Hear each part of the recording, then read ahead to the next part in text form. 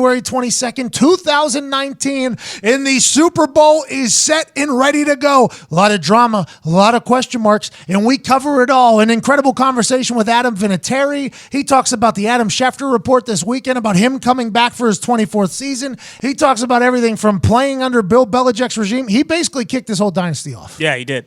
In the tuck role to what he's doing now, his life. It's an incredible conversation. We dive deep and we fix the NFL with Mike Florio. Mike Florio called in and fixed the NFL, plus reaction to everything that happened this weekend, including a lot of documentary watching. Now, speaking of documentary, this is something you're going to want to document. SeatGeek, our presenting sponsor, is doing a discount right now that seems to be outrageously dumb. You tell me. SeatGeek wants me to read this verbatim. Okay. We have a special discount for Super Bowl tickets. You can get $300 off Super Bowl tickets with the code PAT300. That's $300 off Super Bowl tickets with the code PAT and the numbers 300, PAT300. You can use this even if this is not your first SeatGeek order. Listen, whether you want to go to the Super Bowl or not, LA, Boston, in the Super Bowl, these tickets are going to be worth a lot of money. Oh, yeah. $300 off the Super Bowl tickets right now with promo code PAT300 from SeatGeek. As always, you can get $10 off your first SeatGeek purchase with the code PAT. So if you're a high roller, use code PAT300 and get that mega discount for the Super Bowl. If not, use code PAT for $10 off. Shout out to SeatGeek for making it much more affordable to go to the world's biggest game. This is a superb hour we're talking about. Get your ass down there. $300 off Super Bowl tickets with code PAT300. Shout out to SeatGeek for doing that. I don't think it's smart. I don't think it's smart at all. Nope. But I love that they're doing it. I love that they're a sponsor of this show. Take advantage of that today. And with the money that you save there, why don't you go throw it into something that you know will make a lot of money for you? And that's with the Robinhood app. Robinhood is an investing app that lets you buy and sell stocks, ETFs. Do you know what that means? Something traded funds, electronic traded funds. Nailed it. Options and cryptos, all commission free. They strive to make financial services work for everyone, not just the wealthy. Non-intimidating way for stock market newcomers to invest for the first time with confidence. Nope, confidence. Tell your confidant that you have confidence with Robinhood. It's simple and intuitive, clear design with data presented in an easy-to-digest way. So even if you have no clue what ETFs are, stocks, options, or cryptos, it's commission-free, and now is the time to get in because it's never been easier. It's time to invest with confidence. There's no commission fees. Other brokerages charge up to $10 for every trade, but Robinhood doesn't charge commission fees. Trade stocks and keep all of your profits, all of them. It's easy to understand charts and market data. Place a trade in just 4 taps on your smartphone. You just made a bunch of money with no commission fees. Robinhood web platform also lets you view stock collections, i.e. the 100 most popular sectors like entertainment and social media, and curated categories like female CEOs, and analyst ratings of buy, hold, sell for every single stock. Learn how to invest as you build your portfolio, because you always got to diversify your portfolio. Yep, that's correct. Diversify. Discover new stocks and track favorite companies with personalized news feeds. Custom notifications for price movements so you never miss the right moment to invest. Robinhood is giving listeners a free stock like Apple, Ford, or Sprint to help build your portfolio today when you sign up at McAfee.robinhood.com. That's MCAFEE.robinhood.com. Got a good one for you. Let's get to it. Ladies and gentlemen, joining us now is a man who's an absolute legend in the game of life and the game of football. This past weekend, Adam Schefter made the announcement that he is coming back for his 24th season. He's the NFL's all-time leading scorer and the man, pun intended, who kicked off this Patriots dynamic run, dynasty run. Ladies and gentlemen, make some noise for Adam Vinatieri. Yeah. What an introduction. Holy moly. How are you, brother? I mean, we'll get into some things here. Kansas City Chiefs game, not your best game of all time, but you got away from it a little bit. How's the mindset after being the first guy to ever break the points record, and also maybe a guy who's just going to keep stacking that on in your 24th season. You have to look back on this season and be excited about yourself. It was a good year. All in all, it was fun and first, let me start by saying Adam Schefter never ever talked to me. I don't know where he gets his insight, but guy never talked to me. I know I had a conversation with you a week ago, or 3 or 4 days ago, but never talked to him. So where he's getting his intel, I don't know what's going on with that. But going back to the season, it was an interesting year. We started off slow as a team, and then we turned it around, and was kind of like there was no hotter team in the league. We just, it would have been nice to start a little faster, have some home field playoff games, and who knows how far we could have went. I agree. You did talk to me last week. You did tell me that you were planning on coming back. I chose not to release that information because I think our friendship is much more important than me getting 10,000 retweets, although getting 10,000 retweets is very important. I would like to know that. Well, you should have did it then. That's certain things are more important. I appreciate that, but like I said, I haven't really talked to anybody other than yourself and I guess the GM a little bit last week, and we just kind of expressed our interests in that kind of stuff. And I really loved how the season kind of finished up until the last playoff game. The guys were really playing well. We got a good, young, powerful team moving forward with some great leadership. And man, I tell you what, if we can start like we kind of finished the season off, we should have a real good season next year. And nothing against the guys that are playing now. I know football's not over, but I'm excited for next year in our team moving forward. I think the culture inside the Colts right now is like it was back in the day. It felt like the team liked each other, which is a big deal when in sports. You're the only guy who has won the Super Bowl, well, not only for the Patriots, but for the Colts, and you're still in the locker room from 2 regimes ago, almost 3 regimes ago you've been around. What is the feeling like in the building? If it's similar to the past, new, what do you think it's like? It's awesome. On teams that have won championships and got to the big game and all that, there's a certain vibe and feel in the locker room. Everybody always talks about how there's a brotherhood in that locker room. There's not a bunch of dissension. There's not a bunch of guys that kind of go off on their own. It's really a team atmosphere. And I really started feeling that this year. I really did. I think you really have to credit Chris Ballard for bringing in players and guys and hiring Frank and I tell you can't say enough good things about Frank as well. He's a type of a coach that he's always very constant. Guys know what to expect from him. The highs aren't too highs, the lows aren't too lows. He's very steady every day and guys can really feel good about that. And having Andrew back was a big thing. And then, we got some really good young superstars, some all pros, some guys that really did a nice job. And that's to credit, those 2 gentlemen that I said, Chris and Frank, about bringing in the right type of personnel, bringing in the right draft choices that could not only play well, but good locker room guys, good team guys. And it's fun to watch because, everybody sat there at the beginning of the season saying we were, dead last in power rankings. We're going to finish dead last. And, we didn't disappoint people the first 5 or 6 games, but we really turned it on and showed people that we've got a lot of juice and some good young players. And I think moving forward, we're just going to build on that. And it's a great locker room. It's a fun group of guys to be around. Guys work their butts off, unselfishly wanting to get better and help the team. And I think this team is really on the uphill, is really, really climbing. I think we're noticing that Frank Reich outside of that Philadelphia Eagles locker room could be a bigger problem than anybody could have guessed. There's a lot of rumors coming out that Frank could handle the egos between Carson Wentz, Foles, and everybody in there. I don't know if that's true, but from my vision, Frank Reich looks like an incredible head coach. Speaking of incredible head coaches, you used to kick at a place, obviously, that has been on this run of success that nobody can compare. I think it's going to be impossible. 13 AFC championship games in 17 years for Tom Brady. You were there. You started this whole thing off with the snow kick, the tuck rule, then the Super Bowl championships over there. Why are the Patriots so damn good for so long, do you think, Vinny? Man, I tell you what, and I'll be the first one to admit, every year you hear the experts saying, oh, they're getting too old, they don't have the juice. And I start to believe, you start hearing that and believing it, and then they just turn around and keep doing exactly what they did every year. Everybody sits there and says, Tom's getting too old, this or that.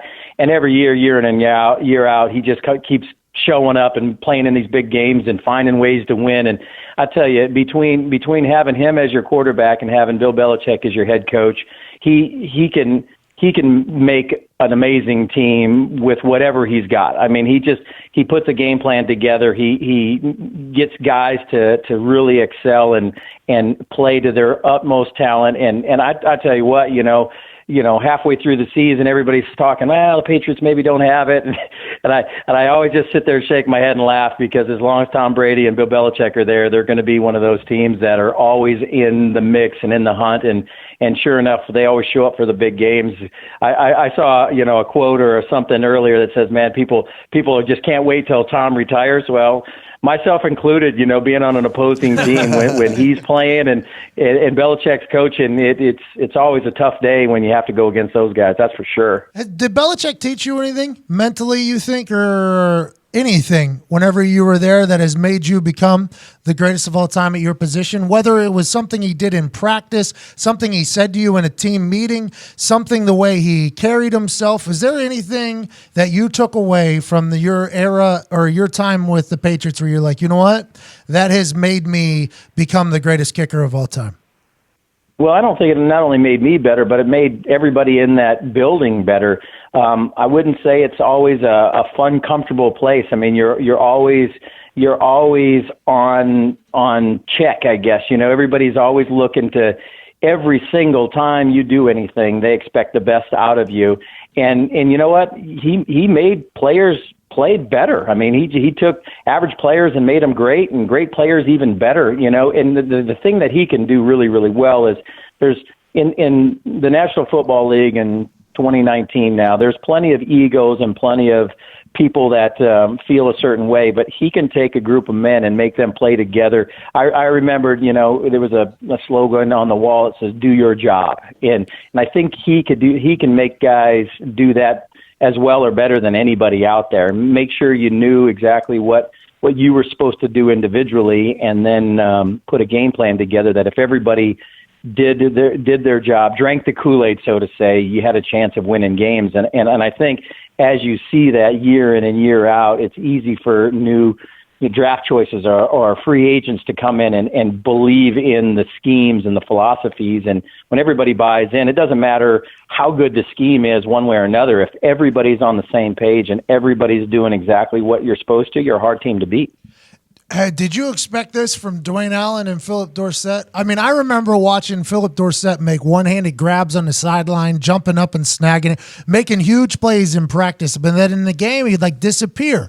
And Dwayne Allen, I don't know what happened with him. He was hot with us early, and then he kind of stopped getting the ball. Something happened. I have no idea what happened in the locker room. Those two have gotten a restart up there, and it seems what's happens anytime you get into that Patriot places, you get a restart, you get a chance to dominate here. And is that why? Because he just expects everybody to do their job and it's like one singular vision and focus?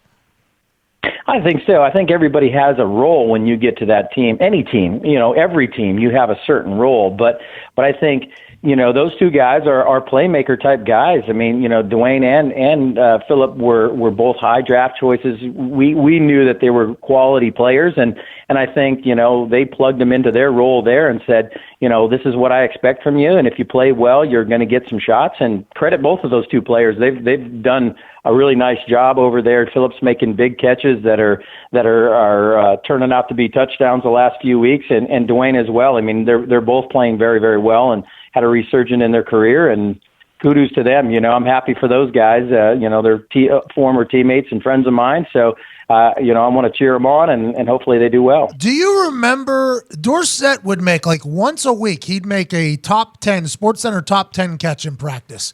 And then he wouldn't do shit in the game. I was like, we're not even giving him, I don't even think we're giving him the ball. I think he might have been the fifth option on a lot of plays. And then in practice, he'd be on the scout team playing against our starting defense. And he'd be going up in this crowd and just snap. I'm like, why are we doing these on Wednesday? Why is this all happening on a fucking Wednesday?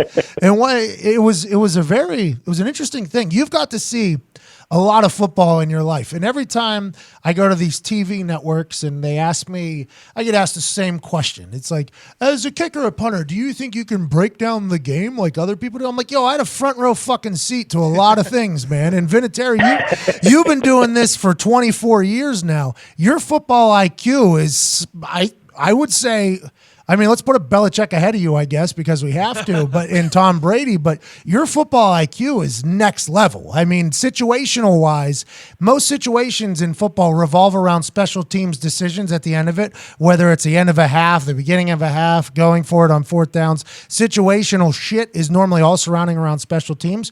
So those who are affected by it normally have to invest in it, which is what me and Vinatieri did. When you leave the game of football, are you going to coach? Are you going to go hunt? Are you going to be a media man? What are you going to be with this wealth of knowledge that you have in the football world?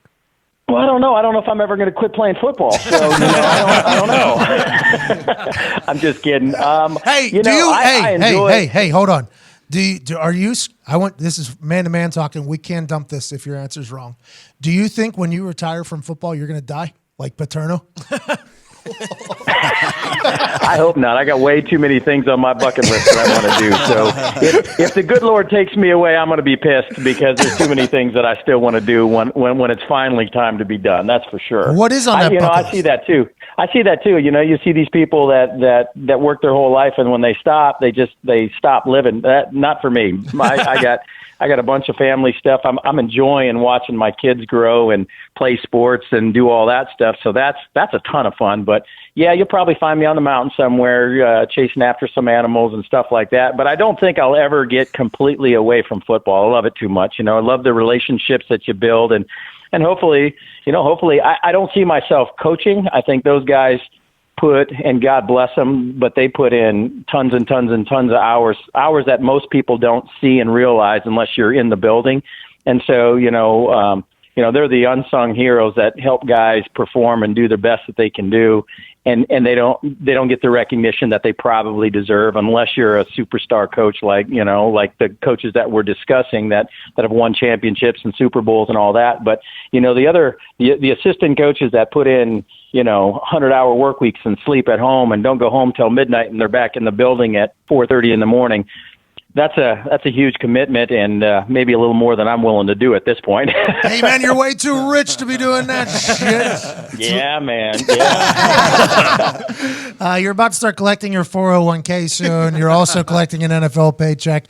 I'm not sure if you'll ever retire, but we're all lucky to watch you work, my brother. You're an impressive human. You look good this year, too. You're hitting the ball well at your old-ass age. Well, I appreciate you, buddy. Well, the fun thing is I still enjoy doing it as much as ever, and miss you out there holding every once in a while. You always used to get me to work way back into the range, and I still try to do that to this day. If you're hitting them from 60, then when you step out there at 50 yards, they're not quite as scary. So I appreciate you always pushing me to the limits on that, and still trying to do that stuff. I loved it, man, in practice. How many we kicking today? Vinny would be like 8 to 10, and then I would set where the kicks would be, right? So it was like Tom McMahon, let us handle it. Vinny would just tell us the number he wants to kick, and then I would set it. We'd start out on a close one to the hash, and then we bounce around. Every single fucking kick, he was like 40-some years old at this point. Every single kicking session, 2 times a week, we were ending at least 60, depending on how he kicked it the last one, and we could even go back. I felt like I had a pretty good measure, though, on exactly how far you had each day. Honestly, I feel like I did have a good measure or a good read on that. Yeah, you were spot on. I mean, as long as I was hitting them well, the last kick would be just a foot or a yard over. You did a nice job with that. I think you had a better eye for it than I did. I would just trust you and swing away and let you do the work. There was one. You were my spotter. You know what I mean? Yeah, I really was like his caddy. There was one where it was like probably a 56 or 57 yarder, but he hit it thin. Right, so I knew you hit it thin, but it still went in. But like it might have hit the upright and went in, and I was like, all right, we're gonna go back 61. We're gonna go back 61. And Tom McMahon was like, 4 fucking yards. We just hit the thing. I was like, he hit it thin. He hit it thin. He hit it thin. And I think Vinny heard Tom McMahon talking shit to him, and I was like, oh yeah, even better, even better what you just did. And he would bomb it. It was like an electric atmosphere in there too when Vinny would hit a long one because it's in the middle of practice. They stop practice for the field goal to happen. It's kind of like a break for a lot of people. Offensive line just getting their steps steps, D-line's getting their steps, but everybody stops whenever somebody's hitting a 60-some-yard field goal and it goes in, and they're like, holy shit, okay, a round of applause. Let's go ahead and end this practice off on a good note. You were the man. You're fun to watch, and I can't wait to see you next year for your 24th season. I appreciate you, buddy. Well, and if there's any breaking news, it's coming out of you first, not Adam Schefter. You know what I mean? Well, see, I don't want to do, because I don't want you to. It's a fine balance. I have a lot of information right now about the NFL that people text me and tell me, and I don't know if they tell me to break the news, if they're just giving me a heads up to prep for it. But I never want to ruin that friendship thing with people, if that makes sense. I never want people to think that they can't tell me, like Schefter's life. There's no way he can talk to any human anywhere about football and not think that this is potentially getting leaked everywhere. I don't know. Right on. You know what I mean? No, you're absolutely right. Yes. Yep. It's a thin line, that's for sure. Well, until I go broke, I won't start fucking selling anything else. Vinny, I appreciate you, man. Take care. Adam Vinatieri. My pleasure, buddy. Good to talk to you. You too. Cheers, man. All right, buddy. Take care, bud. Yeah, you too. See ya. Ladies and gentlemen, joining us now to discuss the championship weekend. He's an Italian. He's handsome. He's successful. He's on the television. He's on the internet. Not on those suck sites, Gorman. I'm talking about all over the NFL. One of the voices of the NFL. Ladies and gentlemen, put your hands together for the founder of Pro Football Talk, friend of the show, Mike Florio. Patrick, thank you. Hello. Hey. We meet again. Hey, I had to text you to have you on today, even though you were on last week, and I thank you so much for taking time out of it. Let's get right to it. How does Bill Vinovich's crew fucking miss that helmet-to-helmet, spear, and pass interference on that play, which would have sealed the game for the Saints, basically, and sent the city of New Orleans to the Super Bowl worth hundreds of millions of dollars, not only for the franchise, the players, the town, the city, everything. How do they miss that, Mike? Well, when you watch the replay, you can see there's an official looking right at the collision between Nickel Roby-Coleman and Tommy Lee Lewis. And I think what happens is you've got middle-aged and older people out there expected to try to, number one, survive amid early 20-somethings gladiators in full gear, and they're moving around quickly, and you're trying not to get trampled, and then you're also trying to see what's happening in real time with the naked eye. And I think that the game moves too fast at times for the naked eye, and in that first glance, it doesn't sometimes look as obvious, as blatant, as egregious as it maybe is. And I know watching it yesterday when it first happened, I thought, oh, that's close, that may not be a foul. And then on replay, you slow it down a little bit. It's like, oh my God, he wipes him out before the ball gets there. And I just think that it's just a basic reality.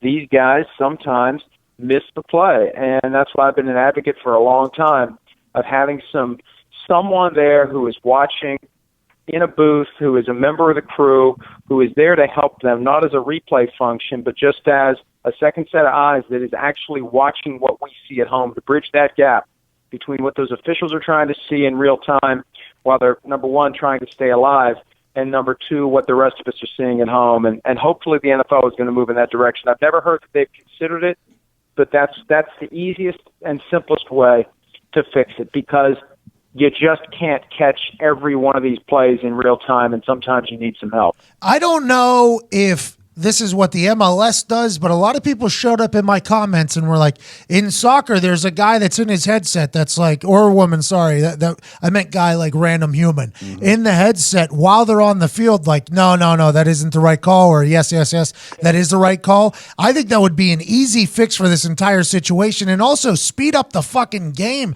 Every time one of these reviews happens, it puts a complete pause button on the flow of the game. There has to be a way to expedite the entire process.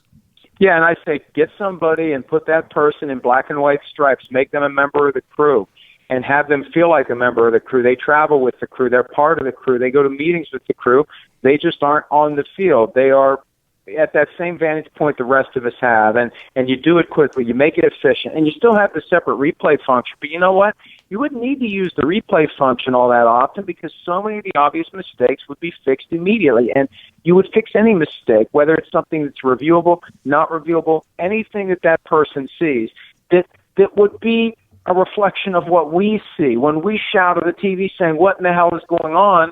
That's the person who's there to essentially be the voice of us saying, what the hell are you doing? Fix it. It makes too much sense because they do that huddle up anyways. They do a little huddle up on the field, and they're not allowed to look at the Jumbotron for whatever reason. Normally, whenever they're huddled up, you hear the crowd react either for or against whatever call they're about to make.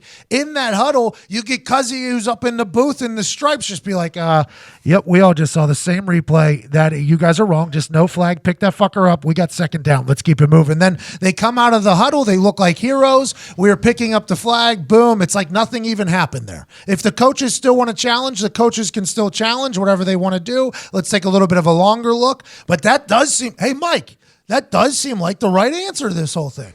And Pat, I've been saying it for 4 or 5 years, and here's the way the NFL operates. They don't fix these problems proactively. They wait for something embarrassing to happen, and then all of a sudden they have to come up with a solution. It's always reactive, not proactive, and I don't know how you run a multi-billion-dollar business that way. That's the embarrassing aspect of it. They never get creative ahead of time and try to spot the things that could blow up on them. They wait for something to blow up, and then they act like they had no idea it could blow up.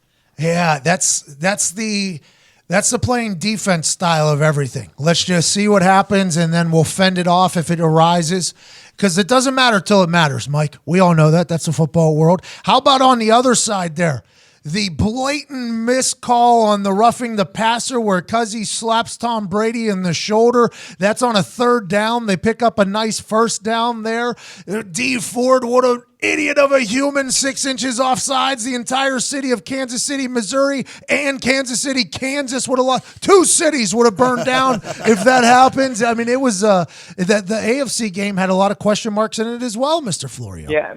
But maybe, you know what? The same thing we're discussing, that same procedure could be used for the roughing the passer call. You could have the video official dial into Clete Blakeman instantly and say, hey, Clete, you weren't really in good position to see that. He actually didn't hit him in the head, pick up the flag. And so the next thing you know, Clete Blakeman says there's no foul for roughing the passer, and you move on. And we do see that all the time when a flag gets thrown and then 10 seconds later they tell us there's no penalty. So that's what you need. And Gene Steratore was on CBS, and he said, hey, I don't want to defend Clete here, but, you know, he's not in a position to really see that. Well, he threw the flag. He thought he was. And if there's that extra set of eyes that is in a booth that can say to him, hey, Clete, you're wrong, then that's the best way to fix it. And that's another example of how useful that would be. You know, there's a lot of Rams fans who are salty because there was a Jared Goff face mask that wasn't called. Hey, that same procedure we're talking about could be used for that too. I see this face masks in every game, it seems like. Wildcard weekend, there was at least one in 3 of the 4 games. So you have that device in place. And, you know, again, anything we're yelling about because we see it on a 70-inch flat screen, there should be somebody there who can yell that same way. It makes too much sense to not do it. It made too much sense to not do it before yesterday. Now after yesterday, it's almost like they have no choice but to embrace something like that, and we'll see if they do. You said you've been on. By the way, I don't enjoy you just taking that ricochet shot at goddamn Gene Steratore, Italian from Pittsburgh. You should have a little respect. But you said you've been saying this for 4 or 5 years now. This is the. Did you think of this? Do you deserve credit for this? If this comes into be, is this the Florio rule, or is this? Did you get this from somebody else? No. I mean, look, this isn't like I discovered plutonium. I mean, I think it's a pretty fairly much, obvious by the way.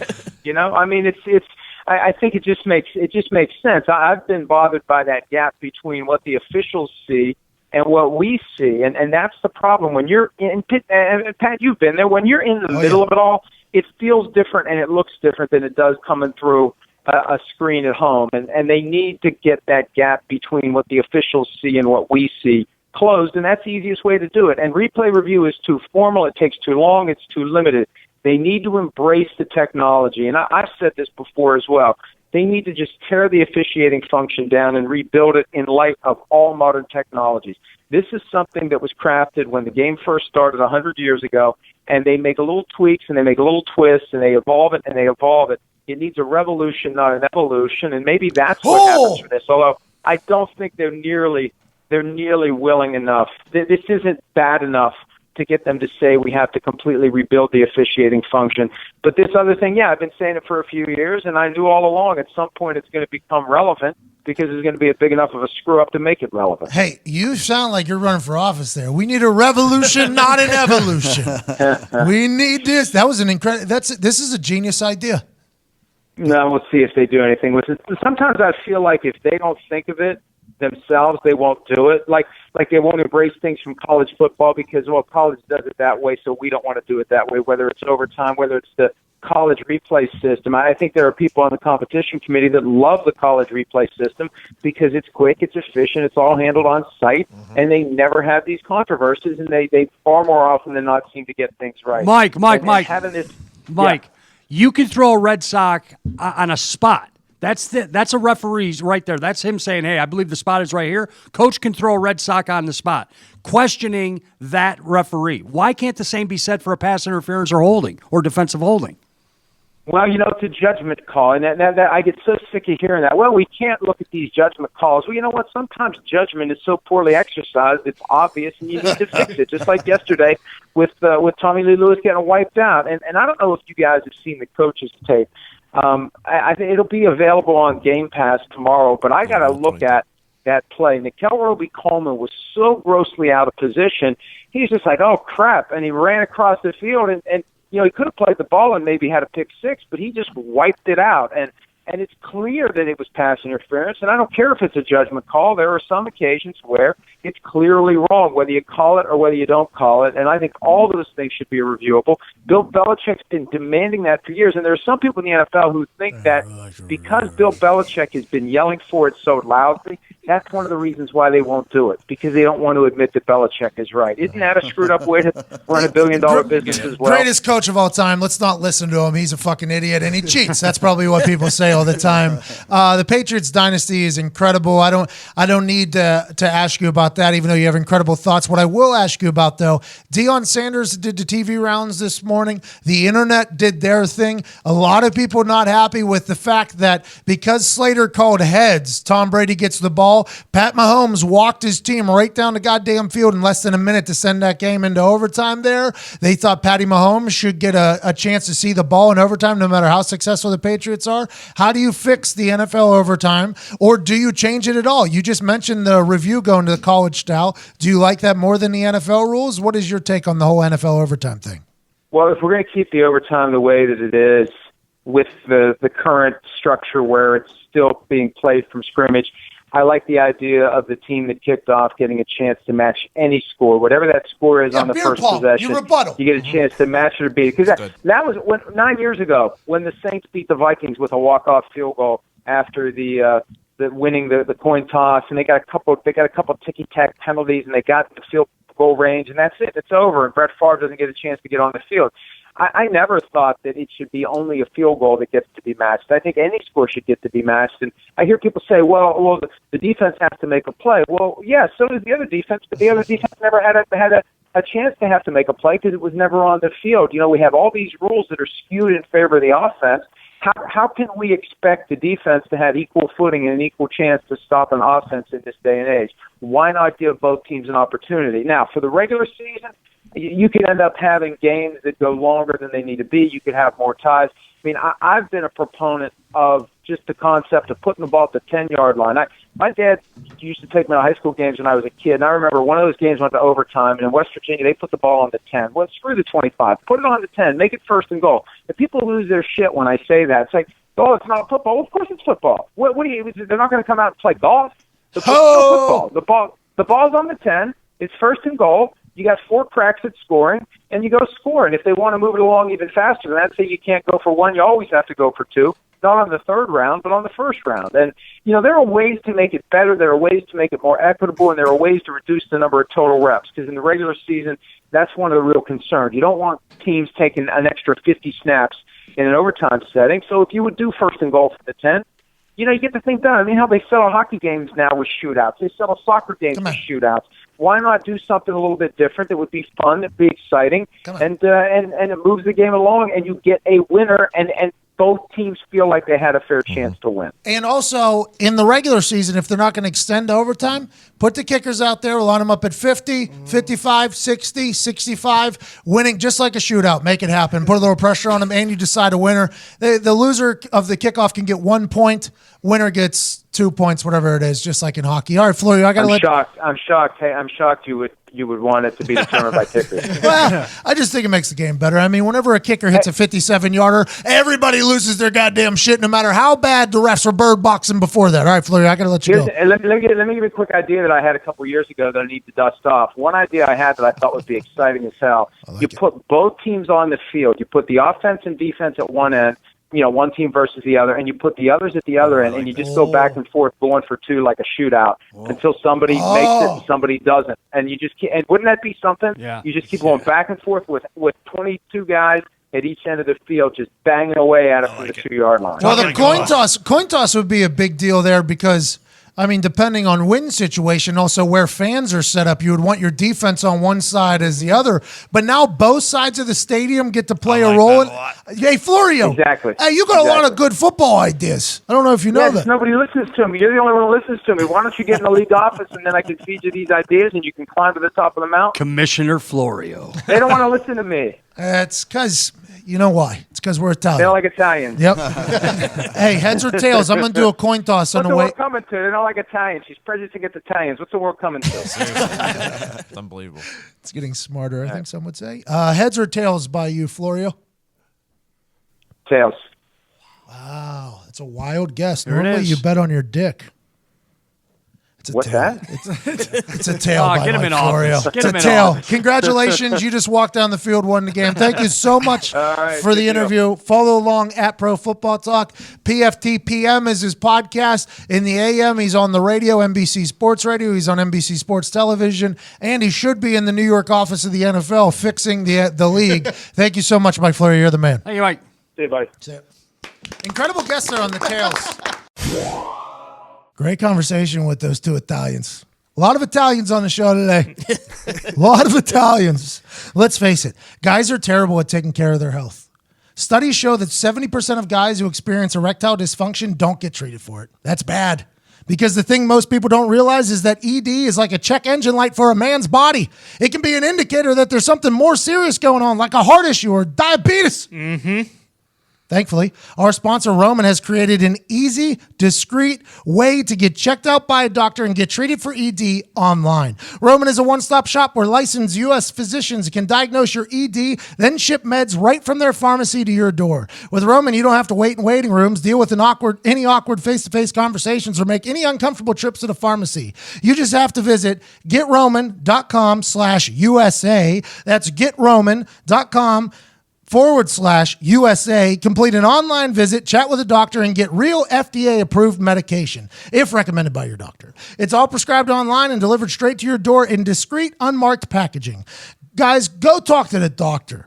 Erectile dysfunction is a problem that guys don't tackle, but it's really important. And now, with Roman, it's really easy to take care of it. For a free online visit, go to getroman.com/USA. It was a hard read. You could be hard too at getroman.com/USA. What's the greatest country on earth? America. But USA for the purpose of this. Yeah.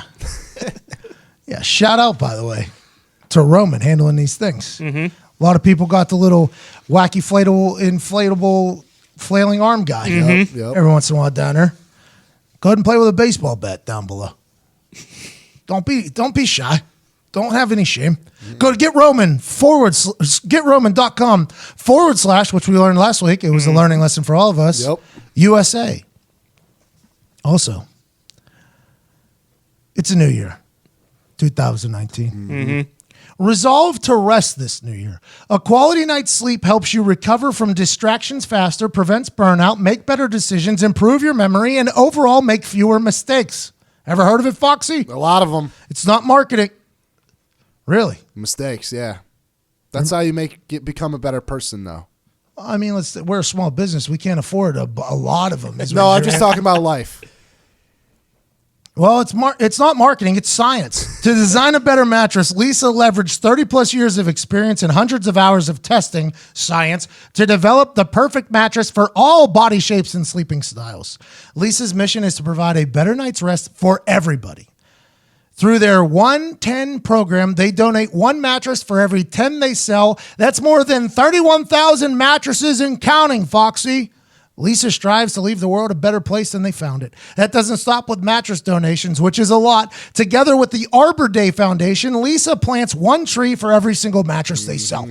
Over 310,000 trees and 31,000 mattresses donated from one sleep company who's just trying to provide people with better sleep, better rest, and a better overall bed buying experience. That's good people there at Lisa. Start 2019 well rested. Get $160. SeatGeek's giving off $300 off. Lisa's giving off $160 off a Lisa mattress at leesa.com/McAfee. That's lisa.com/McAfee. And use promo code McAfee at checkout. That's leesa.com/McAfee. Shout out to Lisa, making the world a better place and making our sleep better. One bed at a time. Let's close the show out with a magical conversation about everything happening in this world. Documentaries, foosball, ED. Let's get to it. What a wild Sunday of football there. The championship weekend was a championship weekend with so much drama, so much skill, so much action, and so much drama. That I have no. First of all, I don't know why they don't do a Saturday night game and a Sunday night game. Just the same thing. Yeah. Because all day Saturday, I'm just sitting around. I'm like, there was nothing to watch. So I watched a bunch of documentaries. I got a chance to catch up, which we will talk about. That Fyre Festival was wild, bro. Billy McFarland is a motherfucking cocksucker of next level cocksucker like I have never seen in my entire life. But let's get to the football, which is on. They should have gone Saturday, Sunday. I don't know. They need to change that for next year. Just for people like me who have nothing else going on. And when a blizzard hits and ice hits and you're not allowed to leave your house, that would have been nice for most of the country. But let's get to it. We'll start with the Patriots and Chiefs game, strictly because I assume that one hits a lot closer to home for a lot of us in this room. The Patriots come out and dominate. Dominate. Report comes out that Tom Brady walked into the Patriots facility earlier in the week and said, I'm the baddest motherfucker on the planet. On the planet. Unreal. There's Navy SEALs out there. There's a lot of bad motherfuckers out there. Tom Brady walks into the Patriots facility, supposedly, and says, I'm the baddest motherfucker on the planet. As soon as I seen that, I want Patriots +3, Patriots money line, and then I even bet again on the Patriots. So I want max bet on the money line, and then came back on it, max bet on the money line again, because it didn't matter in my eyes. It seemed like it didn't matter what the Chiefs do. Tom Brady has somehow convinced himself. He has convinced himself. So in that interview, we talked about it where he said, a lot of people saying we suck, we can't win games. We'll see. Then he goes and says, I'm the baddest motherfucker on the planet. Then he puts out a hype video hours before the game. This is a full heel turn for Tom Brady. Normally, the Patriots fans are kind of the ones that make him the bad guy. This is Tom Brady playing full heel, and there's no way that he's going to lose after that situation. With that being said, they come out and dominate. Then the Chiefs bounce back at halftime. Old Andy Reid, who normally shits down his knickers, is what Gorman says, put together a plan. Patty Mahomes came back. They got a couple stops. And then at that end of that game, D motherfucking Ford. This is the same situation as Malcolm Butler on the goal line against the Seattle Seahawks. It's the same situation as Adam Vinatieri kicking a no-make kick through the uprights way to begin this thing against the Oakland Raiders, the tuck rule. It seems as if these things happen for Tom Brady. And with that being said, that's why I bet on Tom Brady to happen. But that's a pick to send the Chiefs to the Super Bowl. Just line up on side. Just fucking line up on side. That is a pick to send the Chiefs to the Super Bowl. That is a pick to make the baddest motherfucker on the planet comment come completely full circle on Tom Brady. That is a pick that ends the dynasty and helps most of America sleep better. But no, Clete Blakeman says. No. You see, D Ford here lined up 6 inches too far in advance. And it all comes back. As soon as that happens, we all knew what was happening. Oh, yeah. As soon as that happens, can't give him that. That ain't going to happen again. As a Patriots fan, it had to feel good. It had to be an emotional fucking roller coaster, to be honest with you. It was tough. I mean, I think Fox can attest. I was standing probably from halfway through the third quarter till the end of the game. He was. I mean, it was a roller coaster. I think most of America was, by the way. Yeah. Most of America's watching that, hoping that the Chiefs win, right? I have never, Sam, my lady, whenever that pick happened, she normally doesn't a full scream. Like she was like, yes, excited that because she bet on the Chiefs, but also because she was excited to see the Chiefs. This is like the new, this is the new guard here coming in. But no. Just like the Phantom roughing the passer. Unbelievable. Just all these things seem to happen for Tom Brady. It just seems that the only thing that fights against this cause or this idea that Tom Brady is the most lucky quarterback in the history is the 4-game suspension from Roger Goodell from something that happened 2 years before that. That is kind of the only down thing that has ever happened to Tom Brady. But aside from that, this guy is just a fucking golden boy. He's a golden boy. Except for the 3 lost Super Bowls, too. People forget about those.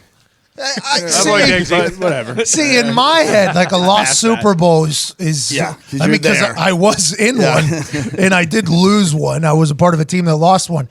What they have accomplished here, what is this? This is his ninth Super Bowl? Yeah. More than any other team has been to. 13th AFC Championship game in 17 seasons.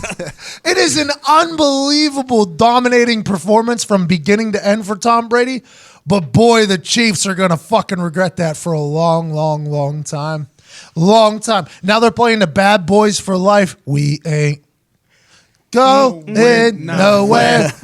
We ain't going nowhere. We can't be stopped. I love a good throwback Tom Brady, by the way. Now that he's bringing all these old school songs back into rotation, I'm a big fan of that. Him and Gronk in that selfie video. How about Burkhead? Is that his name? Yeah, Rex.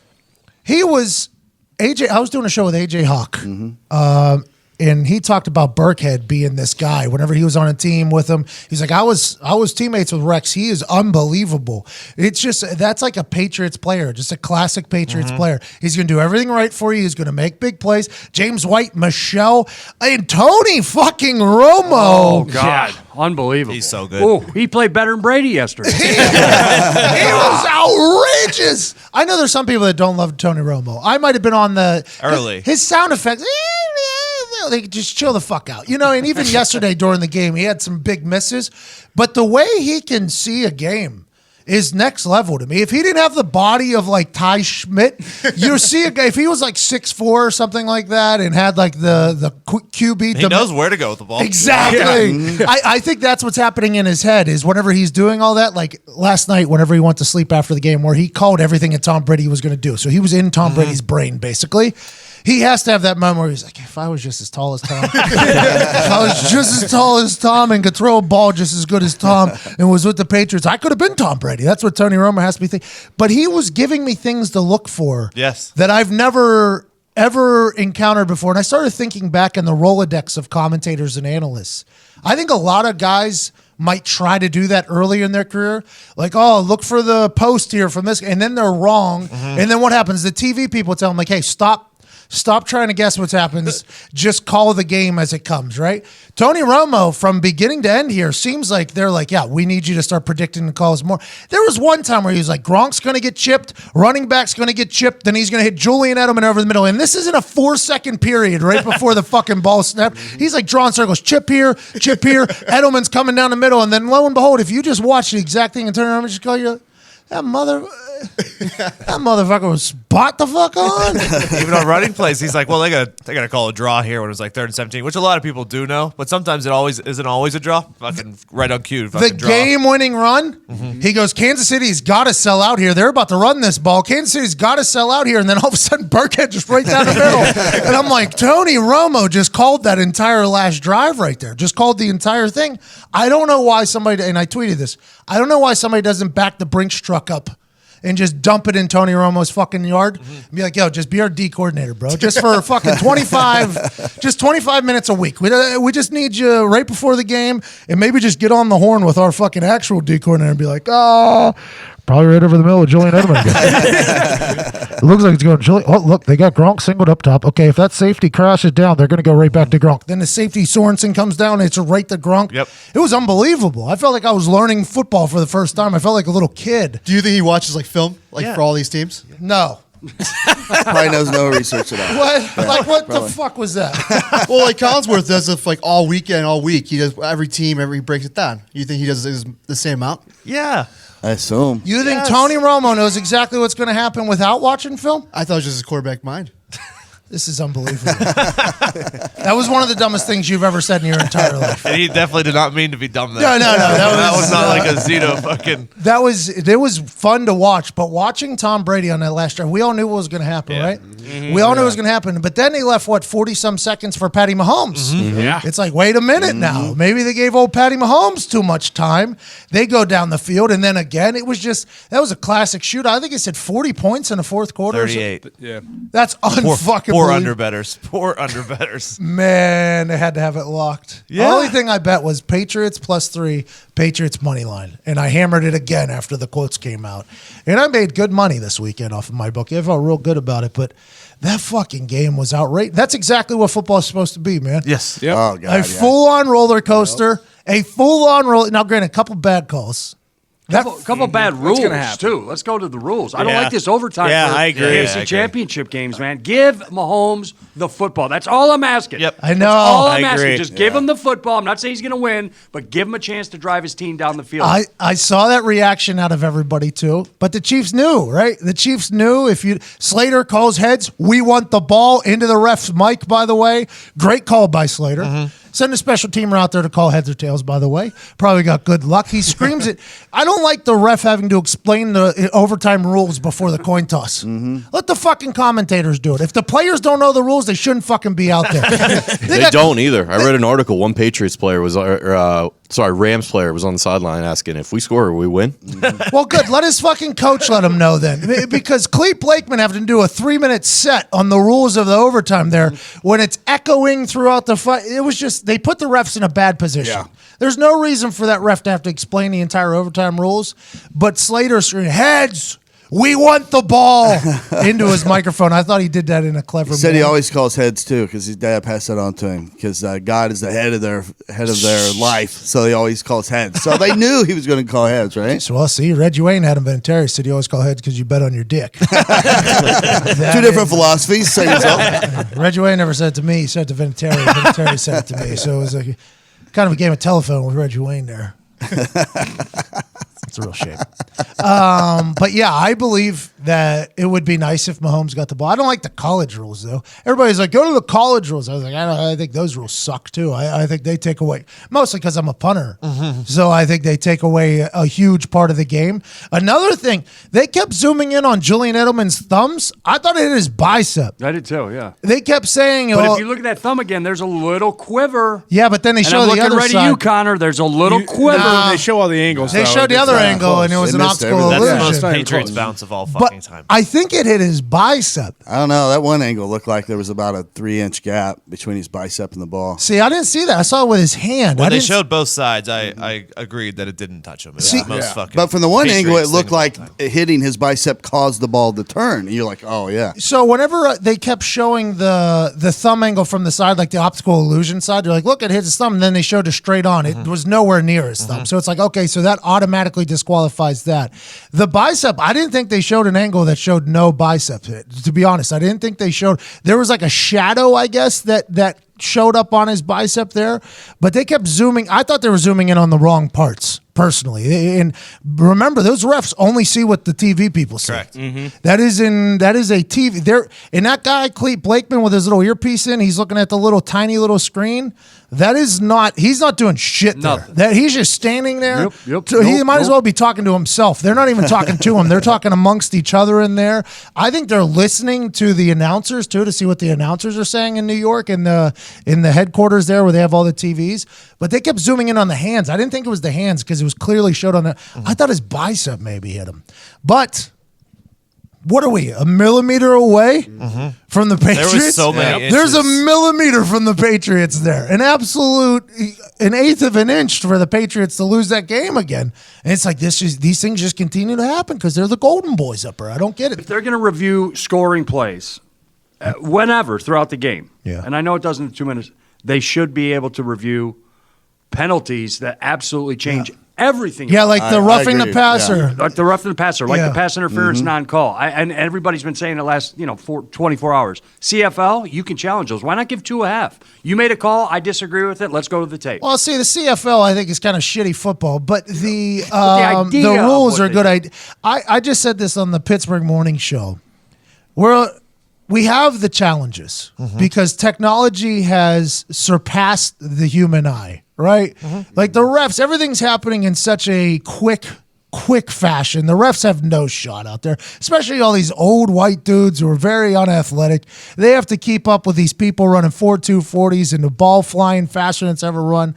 But if you challenge something, you should be able to challenge absolutely anything. Like in that Saints game, I've been saying this for a long time now. That Saints thing should have been challengeable. The roughing the passer against Tom Brady, that should have been challengeable. And they say if you get both challenges right, you're allowed to get another challenge. It's like, no, if I get one motherfucking challenge right, I should get that back. I should get that challenge back. There's no reason why they should punish somebody, especially if we have the technology for it. If we have the technology for it, which we do, we have earpieces to the refs from Mission Control or whatever in New York. I don't know why they couldn't just right in the middle of the game. And this is, I mean, I tweeted this last week, like whenever there was a ball that wasn't caught and they're like, we have to go to review to see if it was caught. Somebody should just call into that guy and be like, no, it's not fucking caught. You're wrong. Just go ahead and do it. Instead of wasting the entire Microsoft Surface time, coming back in 4 minutes later. Oh, we got to go to a fucking another commercial break, which is going to fuck us up later when we don't have a commercial break. So it's going to be an awkward sit around.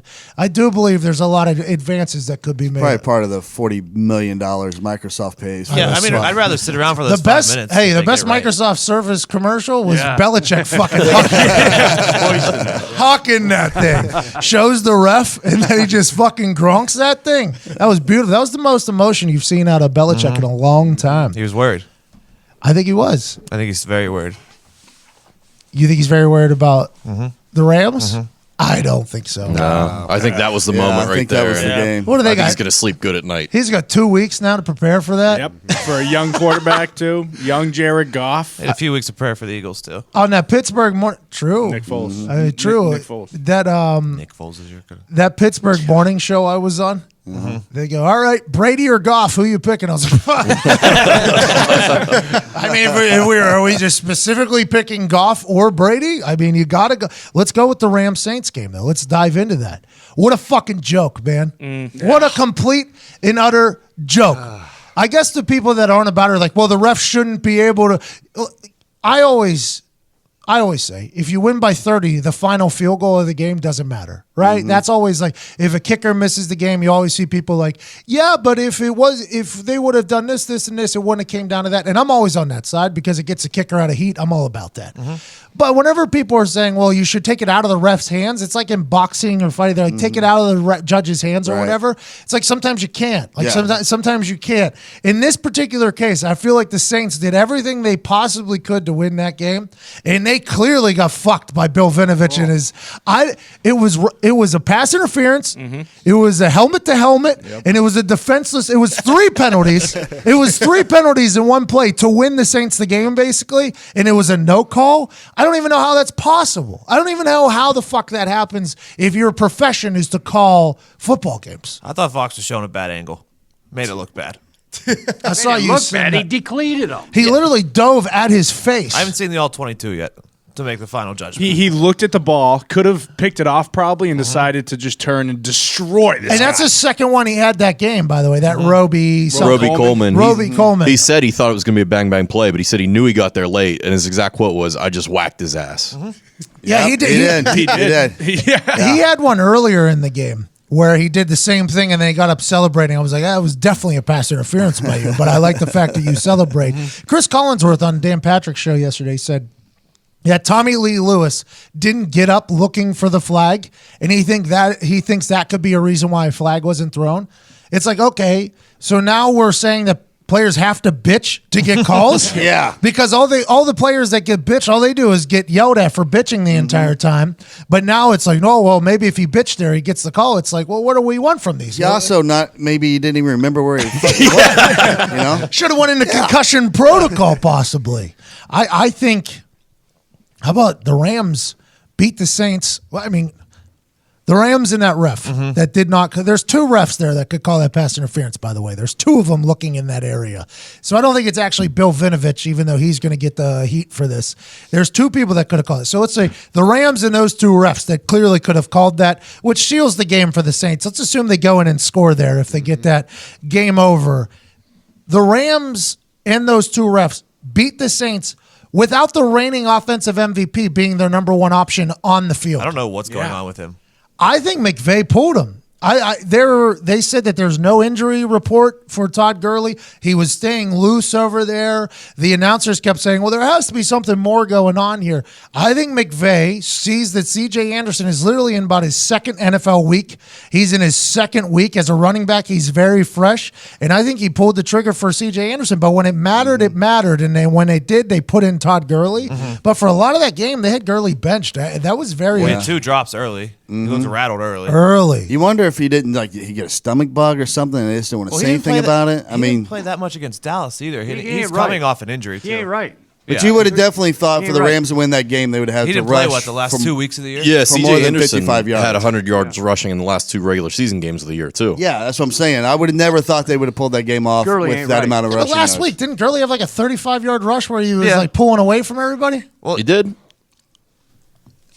So what are we talking about? I still don't think. Yeah, he still ain't right. I'm sorry, he ain't right. With that offensive, I mean, just the way that he advances, the way that he changes defenses, and he's not in the game, something's up. He's nicked up. I mean, he's got 2 weeks to get ready for his If he's 100% healthy, there's no way you're putting C.J. Anderson in over him. Well, that's what I think. I don't think he's 100% healthy. It's week 19 of the NFL. Nobody is 100% healthy except for C.J. Anderson, brand new, who hasn't played. I think that was legitimately a decision by fucking McVeigh to play C.J. Anderson over Todd Gurley. I think that is the case. Not right. I mean, nobody's right. But just last week, he was pulling away with a knee brace on. He was pulling away from people. I don't know. He's still in there early in the game, so he can't be that hurt. I don't know, man. I think that was McVeigh pulling the trigger on C.J. Anderson as a fresh guy over top of Todd Gurley. Now, granted, 2 weeks is eternity in the NFL to get somebody healthy, just like for the Patriots it happened with the first round bye. But I don't know how they beat. I don't know how they beat the Patriots. Whoa.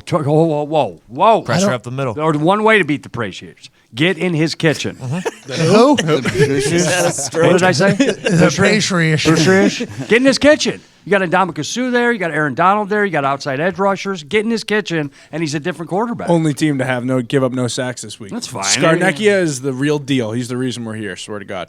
But also, we're just going to assume that McDaniels, Belichick, and Brady don't know that Ndamukong Suh and Aaron Donald are on the other side. And I said this last week after I thought the dynasty, I was swinging towards the dynasty potentially being over last week against the Chargers because everybody was on it. The Patriots and the Patriots fans, Belichick will figure it out. That's how they feel. Belichick will figure it out. Brady will figure it out. McDaniels will figure it out. And it's hard not to just agree with them. Like, yeah, I think you're 100%. I think they will fucking figure it out, especially with this 2 weeks, man. So I read this morning the slant play to Gronk, one of the big third down conversions, wasn't even in the playbook. They put it in day of because they went back to the original game and they saw one-on-one coverage with Eric Berry against Gronk, and they knew he would play outside. So they knew that if they had a one-on-one with Gronk and Eric Berry, they were going to slide him out and let him run inside on the slant. And Tony Romo knew that too. Yeah. Tony Romo said if Sorensen crashes here, it's one-on-one with Eric Berry on the outside. So Tony Romo's somehow sitting in that meeting room, or Tony Romo's making the same calls as Josh McDaniels. I got a question for you. Dan Orlovsky, a guy you used to play with, who's in the media right now. Yep. Could he do the same job that Romo's doing upstairs in that nice temperature-controlled booth suite and look down at the field, look at the players? Do you think he could do the or another quarterback or a McCown for God's sakes, one of the McCown? You think they could do the same thing? I have no idea. All these quarterbacks have been color commentating for so long. They all have the opportunity to do this. They all have given it a shot, I assume. I think every color commentator has attempted to do this early, what Tony Romo is doing. has attempted to do it early, and then they're wrong, and then they tell them stop. Stop doing it. Stop But Romo's doing just like, screw it. I'm going to continue to do this. Well, Romo was right. Romo has But been I'm saying earlier in the season, even week 3, week 4, he's his done this first before. time. Last year was his first time, right? Right. Last year was his first time doing it. In the first 5 weeks he was doing it, that's all you saw the internet say. It was like, Tony Romo is telling us what's about to happen. And once you get hot like that, I think the CBS is a lot more apt to be like, yeah, keep doing it. That's kind of your thing. Keep doing it.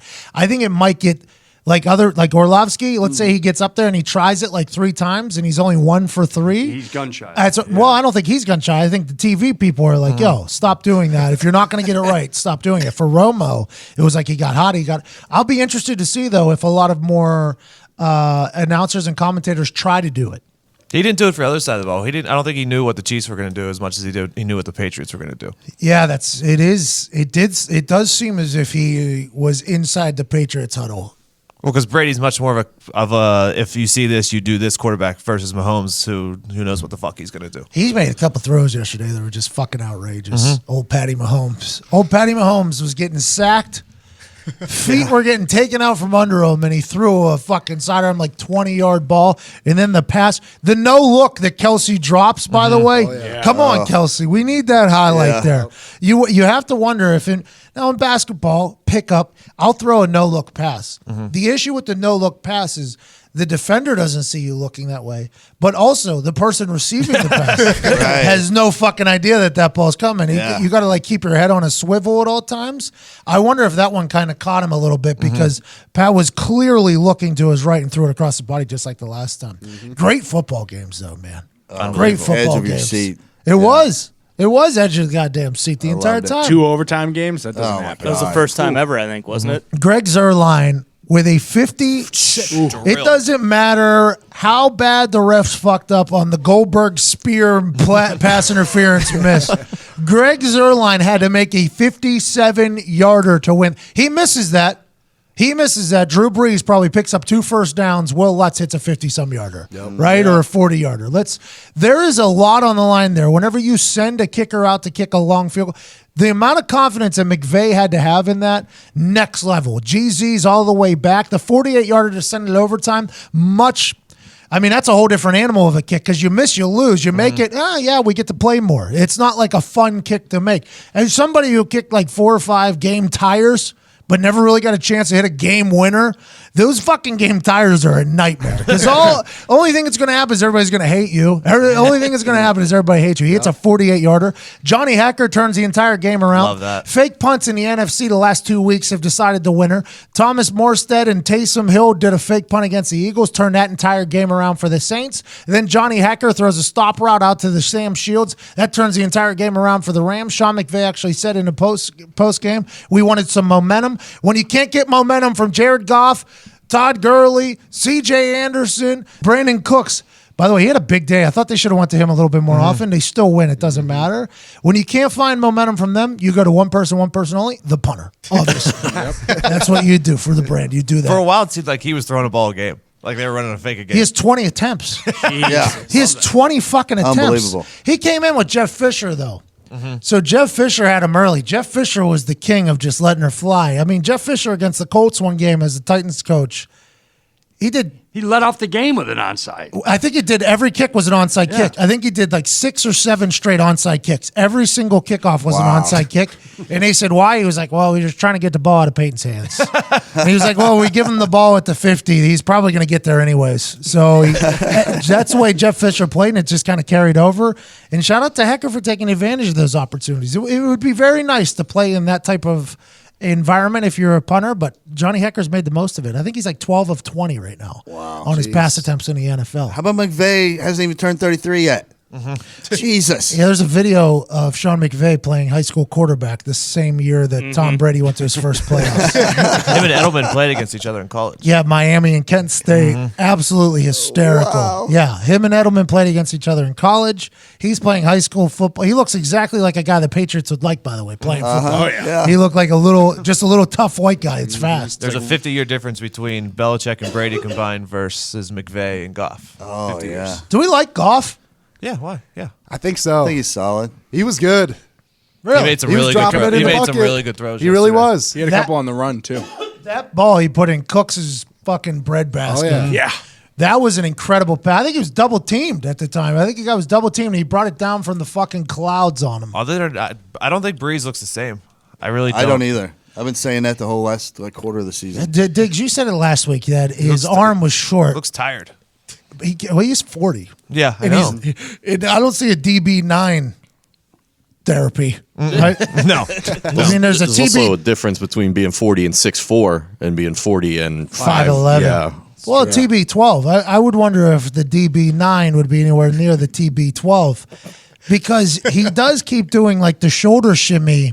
Now, a lot of players, as they go in their NFL careers, pick up habits, right? Dan Marino used to lick his fingers more than any human in history. Drew Brees has the lick of the fingers. Drew Brees also does this shoulder shimmy. It's like this shoulder lift thing. And I wonder if there's like a reason for him doing it, if it makes him feel comfortable.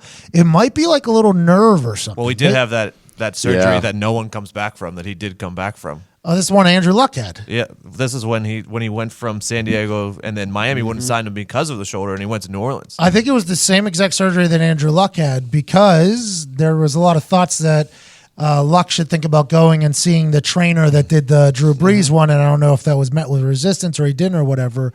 But Drew Brees had a hell of a career. He got completely fucked there. Should have went to the Super Bowl. He said he was trying to win for his other babies. By the way, he said he's got that picture of his one baby with the ear things. Yep. Worst moment of my life. He has that up in his house, and all of his other kids are like, "When do we get one?" He's like, "I'm trying." They need a third option on that offense. You think this is going to be his last run if Drew Brees goes and wins the Super Bowl there? I think so. Yeah. I think this was it for Drew Brees if they go and win the Super Bowl. Maybe. Now he has to come back. What about flip the switch? What about Brady? Any way he can walk out with the Super Bowl over the LA Rams and say goodbye, along with Gronk. I would if I was Florio him, but man, I don't know. He seems like a different animal. Yeah, I can see Gronk. I don't know if Tom will do it. Yeah, I think Gronk's complete. I think Gronk definitely is done. But Brady's already said he's for sure playing in 2019. I don't doubt it. So I'll be excited to see what all without Gronk. I'll be excited to see who Belichick finds to come in and replace Gronk.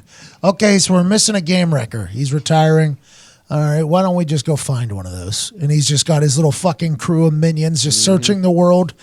We think this guy could be a little game changer. It'll be the next Tyreek Hill will somehow end up on the. How about Philip Dorsett, by the way? Yep. When Dorsett went to the Patriots from the Colts, I said that Dorsett, for some reason, never got going in our offense, even though he was a first-round pick.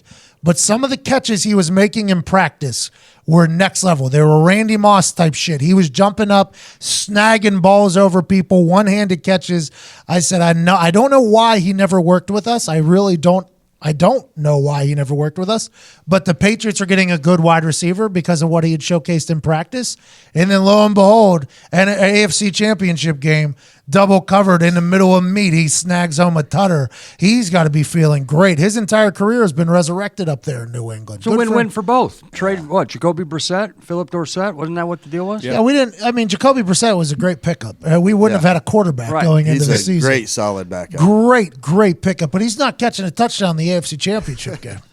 What happened the week before? What happened to Dwayne Allen out there, though? He's an extension of the offensive line. Yeah. And I think he has helped Gronk.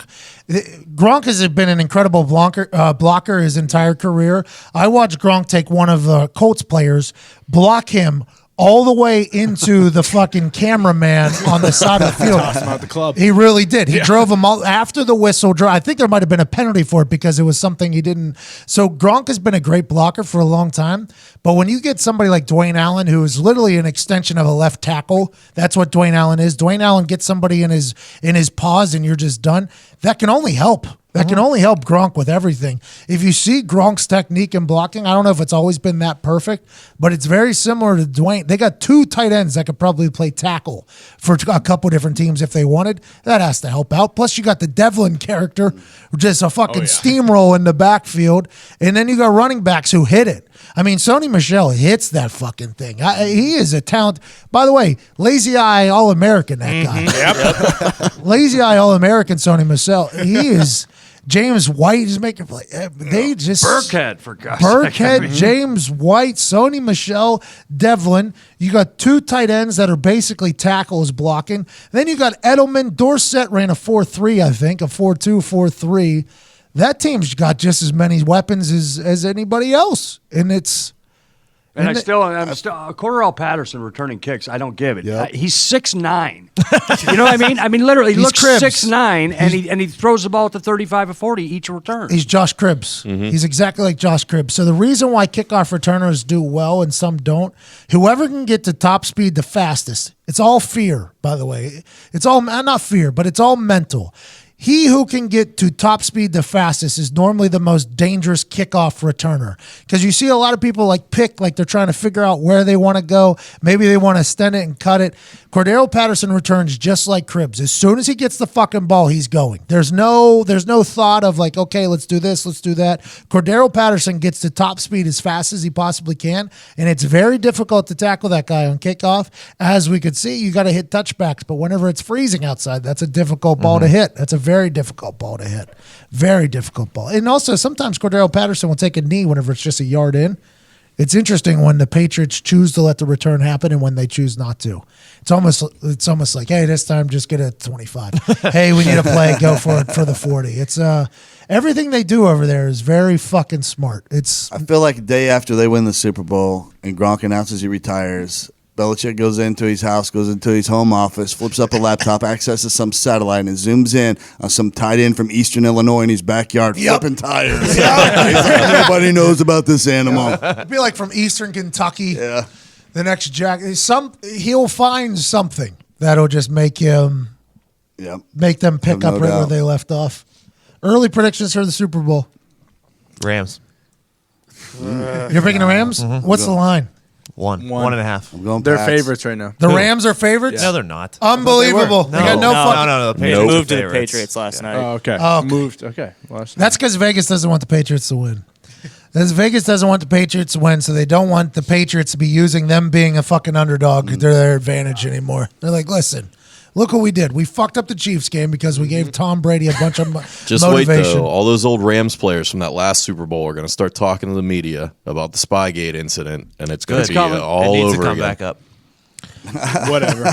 That was a great Super Bowl, wasn't it? 1 yard line. That was the reach? Yep. What year was that? 2001. Vinatieri kicked a game winner in that, right? That was Vinatieri's first game winner. Yeah. That was, I think that was the biggest underdog in Super Bowl history, actually, because we were 14-point dogs that year. Because that was the Kurt Warner. In the Super Bowl? Yeah, that was the Kurt greatest Warner. show on turf. Yeah, exactly. I watched NFL Network.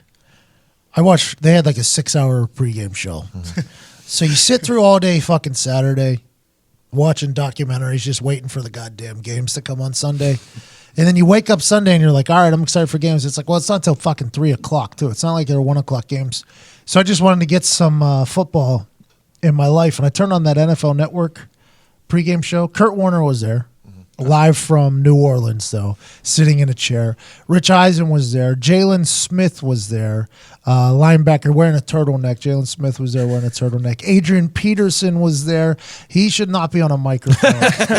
Great running back, questionable father, terrible analyst. Michael Irvin was there, obviously. Rich Eisen was there. Mariucci was there. Willie McGinnis was there. It was like 400 fucking guys on TV, and they had Kurt Warner just sitting in a TV, basically, because he was down in New Orleans, so they wanted him to be a part of the show, but he wasn't. And when you see Kurt Warner, he's such a shell of himself. I just think of the greatest show on turf back in the day. And I think he's good on TV. I think he's great on TV.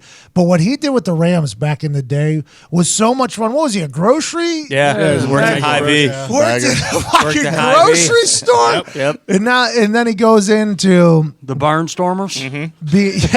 And then his wife, I remember his wife was just sawing people down. She was pissed off about things.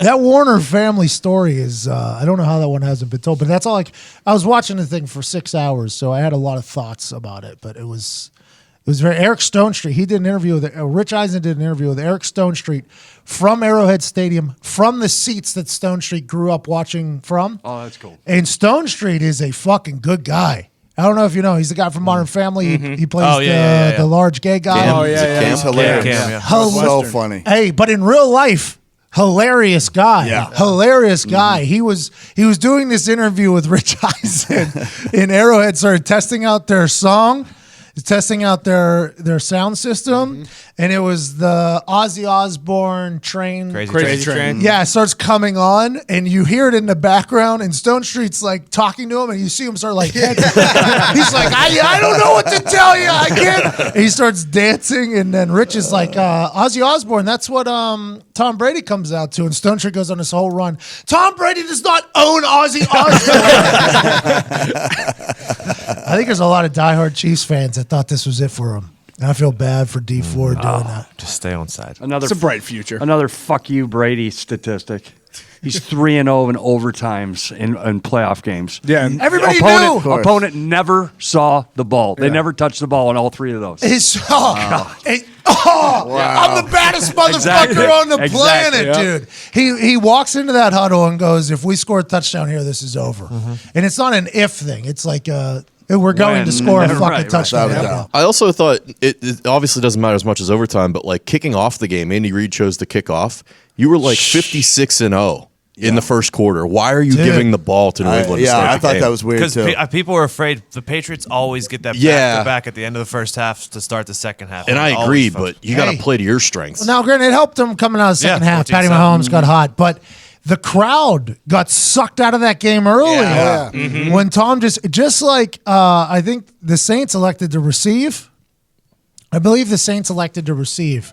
And they walked right down the field and scored, and that place came alive. I was like, okay, this is a good idea that they take the ball. And then you watch in the second game, if the Chiefs get a 3-and-out there against Tom Brady, whole different ball game in that stadium. Instead, Tom takes the fucking soul out of the place, walks right down the field and scores. It's it was only a field goal, I think. No, he scored. Yeah, touchdown. but the Saints only got a field goal. Yeah. They walked right down the field and they Yeah. only got a field goal. But that first drive says so much to a lot of people.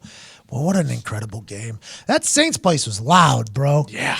That dome Oh, was... those fucking That whistle. whistles. Oh, yeah. Not one. There was a lot of whistles. That guy looked like Sean Payton. The Yeah, fake he had a Sean fucking Payton. whistle. There I was swear to God, I saw it for the first time. I'm like, you got to be fucking kidding me, Payton. I thought it was actually Sean Payton blowing a whistle underneath the play sheet. He had a whistle. Apparently, there's a fucking human whistle guy, and then there was some kid circulating the internet who had a whistle in the upper deck. There was a lot of fucking whistles on that goddamn broadcast. I don't think that's legal, right? No. You can't bring the whistles in. No. The whistle man that Tirico tweeted about, Yes. that guy's completely legal. He is legal, yes. And he is a talent and a weapon for the New Orleans Saints, that guy. He's a Cajun whistler down there in a bayou.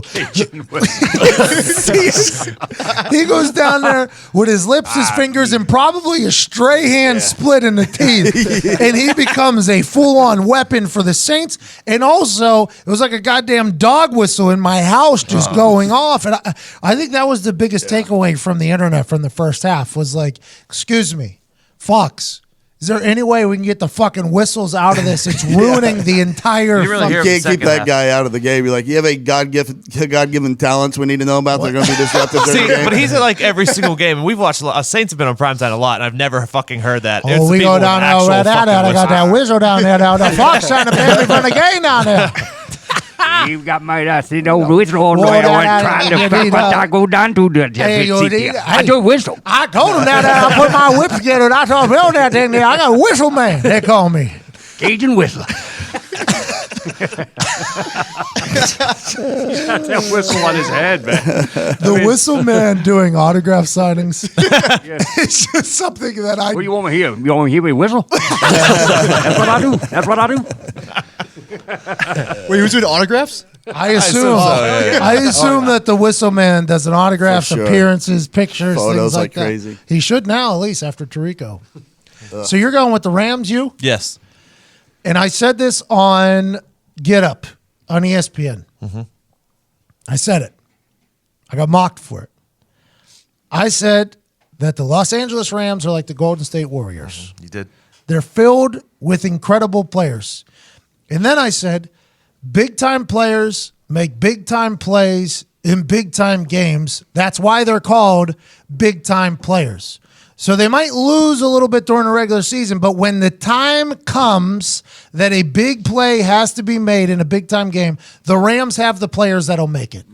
Did I mean that a guy was going to spear a wide receiver before the ball came? No, I did not mean that. What I meant was in those big situations, Tom Brady, for instance, in those big situations, there's a reason why these names are big names. There's a reason why everybody knows these players.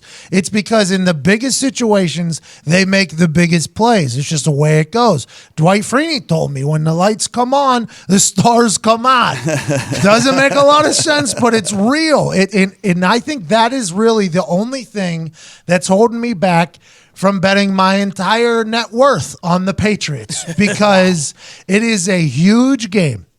And there's a reason these players are known for being huge names. It's because in these games they can make huge plays. Will that be able to outduel the golden boy Tom Brady and Belichick? I'm not sure, but it's the only thing that's holding me back from not hammering the Patriots. The reason why I like the Rams is there's always been a recipe to beat Tom Brady and to get pressure with 4, and the Rams have the D-line to do that. They really do. I mean, it's next level. And you guys are talking about Belichick has 2 weeks to prepare and shit like that. He had 2 weeks to prepare last year. What happened last year? We'll see what happens. Tom Brady dropped a pass. Okay. He catches that. That's probably a win. That's probably a win. I want to agree with you, but just after what I just saw, I just can't. You can't. I think it's going to be a blowout too. I don't think it's going to be close. I don't know if it's going to be a blowout, but there's going to be something that's going to happen that's going to be Tom Brady-esque, where they're going to get completely lucky. There'll be like that's for sure going to happen. For sure. Yes. But I think that is just going to propel them to. And now that I think back, the Giants had that helmet catch against the Patriots. Yeah. So I guess that might be another downside to the everything always works out for the Patriots. But I just don't know how you bet against 2 weeks of preparation. But that's what it takes to beat them. Some miraculous play. Because they're getting that type of shit on a regular basis. Edelman had a catch just like that right before that. In Atlanta, The Falcons catch was next level. Yep. The thing not hitting off now granted, they got a pick and ended up scoring anyways. Ball don't lie. The most tweeted thing of all time yesterday whenever that pick happened. But there was an extra 30 seconds there. If they would have got it just off if Edelman would have touched it versus the Brady throwing the pick, they got an extra 30 seconds. Well, there was like another game. situation that the 2-minute warning, right? Mahomes had to run a play. I think 2:03 because the play clock. The play clock. The play clock. One of them dildos was down there. But like that's a situation where anyone was like, all right, why are you running a play? Oh, they have to. Otherwise, Mahomes definitely waits that out, waits the warning, gives Tom a little less time. Had to run the play. Tom Brady, man. As soon as he gets it, he's an assassin. As soon as he gets it on the field, it's like, oh, well, here we go. Wearing his little ski mask thing, just absolutely ready to demoralize whatever city he has to do it. And he's gone full heel. He's gone full heel, which I personally enjoy. It's going to make a lot of people easier to hate him. It's the way it's going to go, but I enjoy it. I'm excited to get down to Atlanta. Remember those Tom Brady? This time of year, he's always like, hey, I want to ask you, get in your headspace when you had 4th and 3, and you guys were going for it. And he's like, I just want to say hi to my beautiful wife, my parents, my sisters. I love that he does that. Then he said, unfucking believable. Unfucking believable, he said on TV. Any chance when Tom threw that pick, he saw that guy was offside, so he's a little more reckless with it? No way.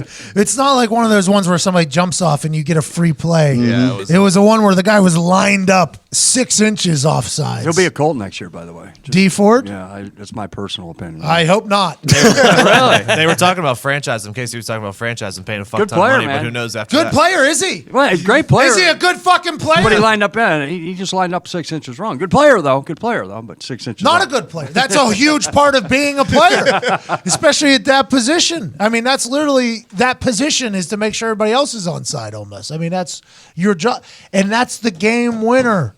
That is the game. Hey, it doesn't show up until it shows up. It doesn't hurt you until it hurts you. You don't know you need it until you need it. Like, these are all quotes and it's real. Him lining up offsides is one of the biggest miscues in Kansas City Chiefs football history. I would say. And how about Romo playing it up? This might be on the Patriots. Oh yeah, This game might be over. Oh my God! And then bam, it was on the He didn't Chiefs. see him offsides either. Yeah, because nobody saw him jump, so No, they're no. probably thinking it was an alignment. Yep. He thought it was an alignment issue. He thought it was something, and it was. It just so happened to be on the side of the ball where you line up in the same position every fucking time. Every fucking time, you line up in the same position. It's unbelievable. First play of the game. You can go back and look. New England Patriots. Their furthest left wide receiver was lined up past the line. The ref was actually standing with his right foot on the 20 or 25. I don't remember if it was returned or if it was a touchback. Looking around the player. And the receiver actually has to look at the ref and say, am I on or I'm off or I'm on? He says I'm on. The ref says you're good. He was past the line of scrimmage, and the ref was doing a little look around him, actually. First play of the game. I noticed it. And I was like, well, that's interesting. And then lo and behold, an alignment issue is literally the biggest fucking play of the thing. They call it on that. They don't call it on the first one. That's why the Patriots are the Patriots. Why the Rams got no fucking shot. Okay, I got a question about the Rams. Did you guys like that he kicked the field goal to tie it, or did you want to see him go for it? I didn't think McVeigh was going to do it. I know. I honestly thought he was going to go for it. Absolutely. I probably would have went for it. When? At When the very they end. tie it. What do they have, To 11? go 2020, I think. Oh, down there on the one? Yeah. Yep. Everyone on Twitter was freaking out too. Sean Smallballs McVeigh. Well, because like when you think of win, Drew Brees, And then they win. normally if he gets the ball back, you think Drew goes down and scores and wins. Right. But he did. Hey, big fourth down stop for the Chiefs.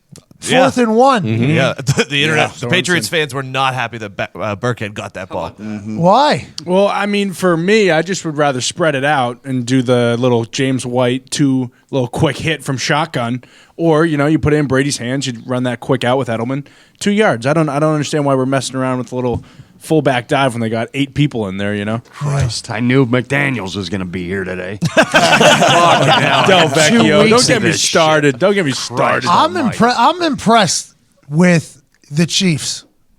They're a young team. And by young, I mean their quarterback's young. They seem to have a young core.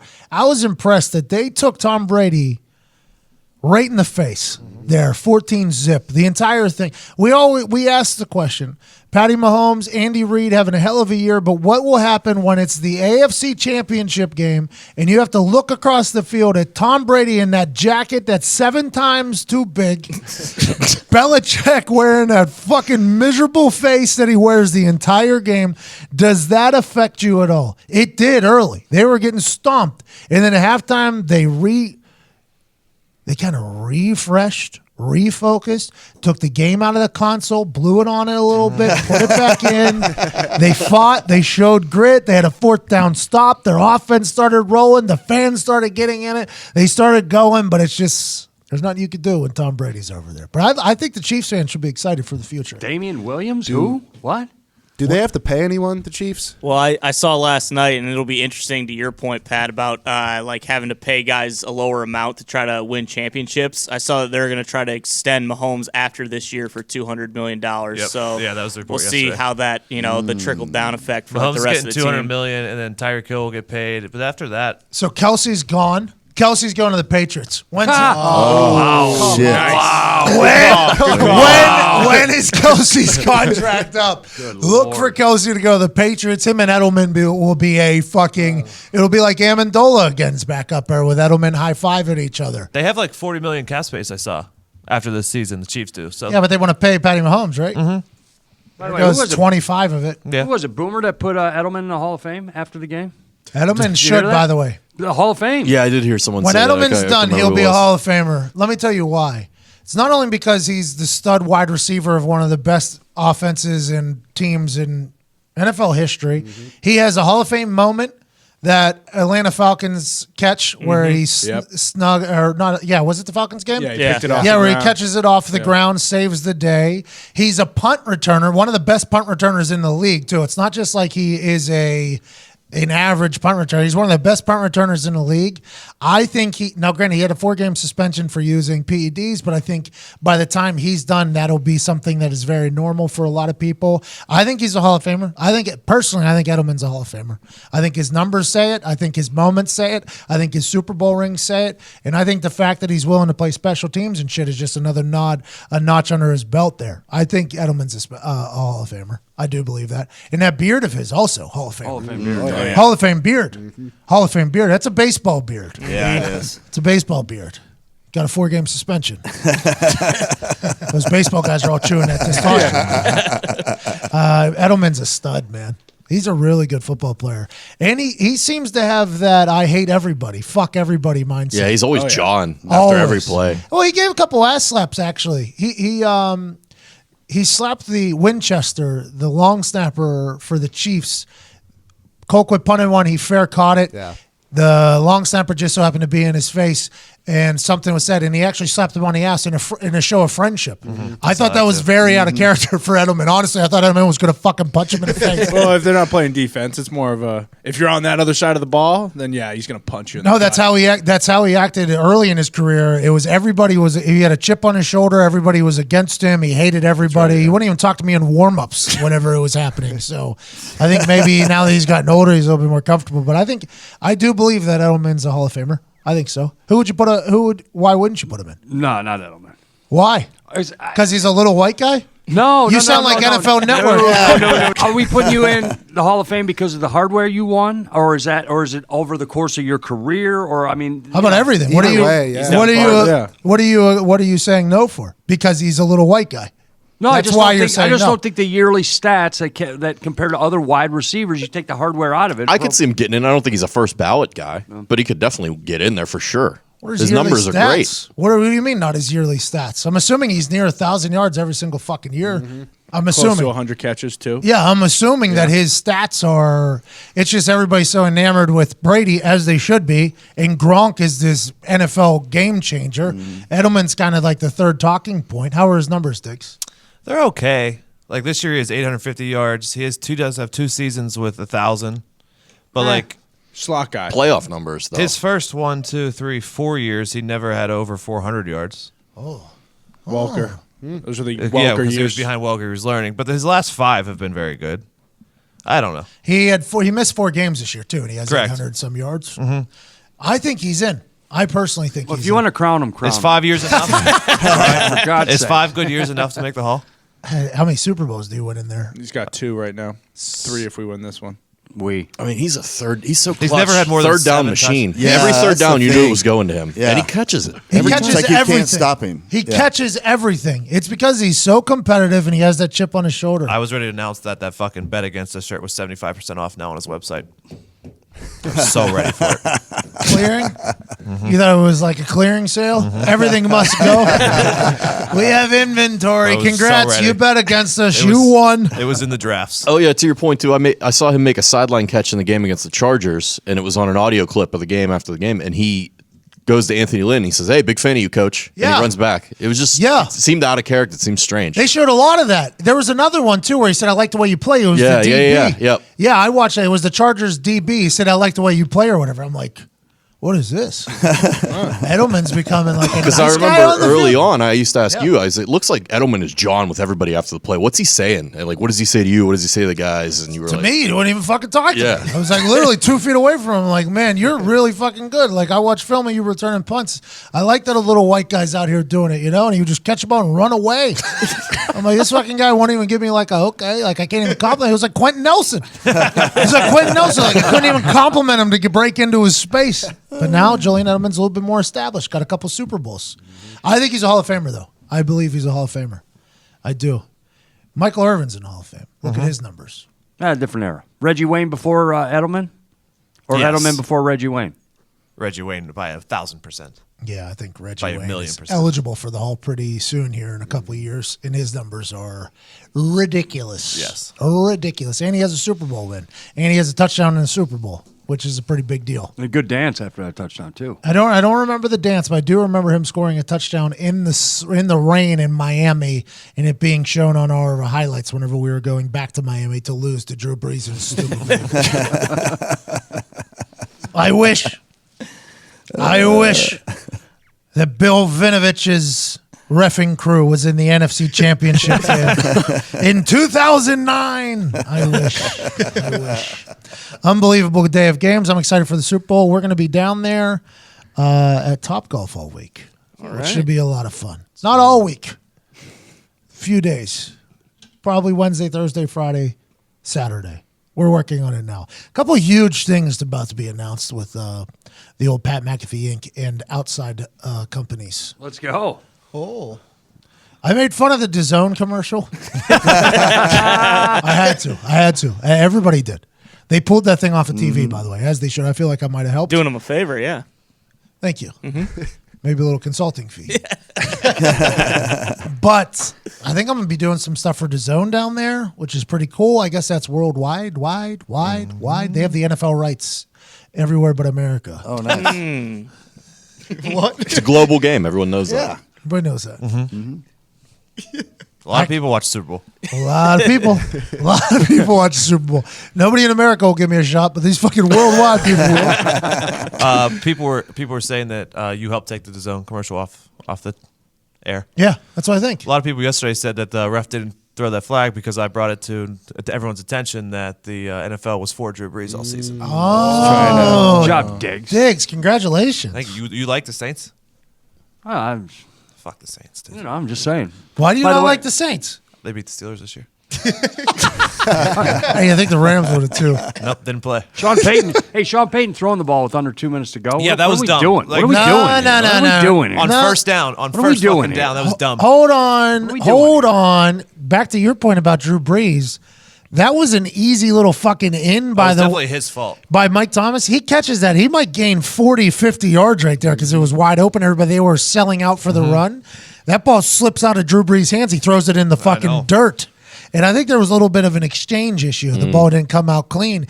He throws that in the dirt. Clock stops, obviously, but Mike Thomas catches that. It's just an extension of the run game. That's what they would call Correct. it. This is just an extension of the run game because it was a quick little in pass, little touch pass. Drew Brees throws it in the dirt. The clock stopped. Nothing happens. Oh, no. What are we doing? Sean Payton's an idiot. Drew Brees is stupid. But you complete that pass. Oh, we're geniuses. It's the smartest move of all time. Blah, blah, blah. I completely agree with that. Still could have just ran it. Play the averages, you're saying. Play Clock, safe. tick, tick, tick, tick. Yeah, tick, but they tick. would just call that the extension of the run game. If it's a screen, they'll say it's an extension of the run game. If it's that was That's how the Patriots ran the ball for years. it was an Yeah, that was an extension of that Mike Thomas in was a 3-yard pass that Drew Brees had to drop right behind the D line, and he's probably off forever. Obviously, it's incompleted. Hindsight makes him look stupid, but if he does complete it, everybody goes. They choose to go with an extension of the run game to keep the clock going. It's just all in. It's all in how it works out. I agree. Honestly, it's all in how it works out. They should have more whistle down there. Maybe they couldn't have heard what was going on right there. We blow damn whistle down. I love it. I hope that guy's planning to come back for another season for the Saints. I'm sure he will. Yeah. They should upgrade him. They should give him like a bird's nest, Right. like a whistler's nest. As long as it's not close to the fucking cameras. Well, is it the cameras or it's those fucking big satellite things? Whatever it Those, is. yeah. No, but who? Because they tried to turn it off. They were having a little audio issue. You could hear them. You could hear the commentators talking, and then you could hear a little bit of the players, and then they would try to balance in the players with the commentators, and then every once in a while they were having an issue with the whistle. We weren't the only people that heard it. Obviously, the director cutting to the dome shot. Oh, yeah. Yeah. When out Mike of nowhere. Thomas's ass was coming out. That's a top 5 director moment of all Very time. good. Very good. Just cut shit. That's awesome to think of just the quick reaction. Where we go to the dome. Back to the game. Genius. Because he only got a crack out. It looked like Todd's in it. Goddamn. Looked like Todd's in it. Hey, Todd, you look very thin. Yeah. man. I'm feeling it. I'm too. already sick of stupid, sexy Todd. Hot Todd. Yeah. I'm getting to Ugh. be frail Todd, though. It'll be by the end of this thing, you'll be like, oh shit. Like Evan will be punking me. He'd be throwing me around. I might be today. Like, this is the week. You look very small. I walked in today and I thought another person was in here just because you were a little bit further away, and I saw your silhouette. You look like a tiny man right now. Yeah, I feel it. I told you I grew up that way, so I hate my mind's eye. I'm back in high you school, look very fucking frail. skinnier than everybody else. I'm like, God, Don't damn let it. Diggs talk you right. Diggs is about to bully your little fucking frail ass. I'm excited to see the weight loss stuff. Had a weigh-in yesterday. Got a weigh-in on Friday. Excited for all that. Excited to see how you guys did. But the Super Bowl, man, I'm eager to get down there and see what happens. I don't know how you beat the Patriots. I don't know how you do it. Yeah, it's tough, do man. I have no idea how you beat the Looks Patriots. like it's in the cards. If they It want to really win, does. they're going to win. They're bad boys for life. Because they ain't going nowhere. How'd you feel your They Saturday? ain't- What's that? There was nothing going on Saturday. You had to wait for football. How'd you feel your Saturday? So I watched that Fyre Fest documentary on Netflix. I guess Hulu has one as well. Yep. I watched the Netflix one. I did not watch the Hulu one. I heard the Hulu version might be a little better. Well, I saw it on the Hulu one. I was searching through it because I hadn't had time to watch documentaries in a long time. So I got to the bottom of I saw Murder Mountain. Yeah? Ooh. What'd you think? Humboldt County's a bad motherfucking place, bro. Alder We- Point is the truth. That's happening right here in our country. It's like its own little sovereign community that it's lawless. Hey, Neil is a G though. Goes up there and fucking pistol whips old Cuzzy, shoots him in the face. Now he's in jail, dead, obviously. How about when that lady calls the cops and she's like, "He's right there. You're looking for him. You got the warrant for him. He's right there. He's going back in his house." Yeah, he's got a lot of guns. Murder Mountain was worth a watch, I think, just strictly because of how intriguing it is that place exists. Yeah. The Dookie brothers, I would never smoke any of their stuff. That's the guy that fucked over the workers. Yeah. Yeah.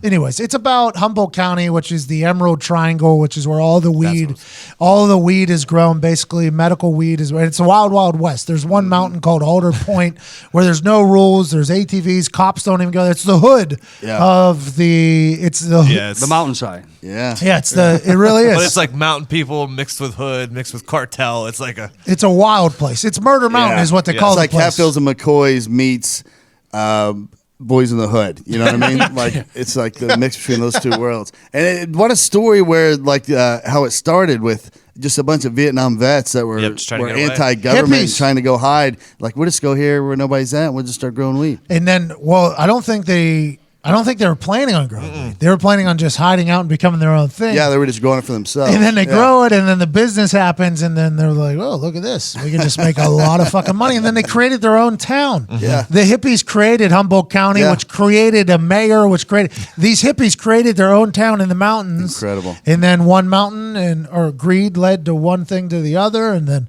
outside parties starting to get involved. Bye bye hippies, hello greed, Turn into everything you hate. everything you I thought it was hate. interesting that they grow there, not because like the fertile or the soil's any different or anything like that. It's just because it's literally like the hardest place to get to for law. Yeah. That's a huge part of growing marijuana. Where can they not get to? Now Murder Mountain's worth a watch. This Fyre Festival, though, Billy McFarland is the worst human possibly born into this earth. He's just a hustler. He's just a shady hustler who ruined a lot of people's lives. And then while he is out of jail awaiting trial for the fire fraud, he starts attempting, while filming, Your tweet yesterday was he starts selling tickets to something that isn't existing by a guy named Frank. He just can't help himself except for trying to fuck people over. That Fyre Festival was doomed from the beginning. What did he do? What did this guy do before Fyre Festival? Is he a business credit, owner? The or- credit card. Magnesis was a credit card where you were a part of a club basically and all this. It was all a hustle. It was all a scam. It was the black card for millennials is how it was marketed. But it was 100% a scam. Like the ratings on the business very low. Everybody got fucked over by Did it. you see he only made $60,000 from it, but he lied that he made over like $4 million? Yeah, but to pitch advertisers. Yeah, exactly. And that's why whenever we walk into advertiser things, into business meetings, all of our numbers are dissected so much because the Billy fucking McFarlands of the world, which I didn't even know was possible. That Fyre app, good idea. The booking app that he had, very good idea that he had all these people people working on, all these people's jobs, and then he wanted to make the Fyre Festival. And that thing took over the internet. I remember like it was yesterday when this Fyre Festival took over the internet. Everybody was going. Diggs, I think you were talking about Wanted to go. Diggs It's wanted too to expensive go. for me. Everybody wanted to be a part of it. It sounded like everything I would hate. So there was no way I was going to go.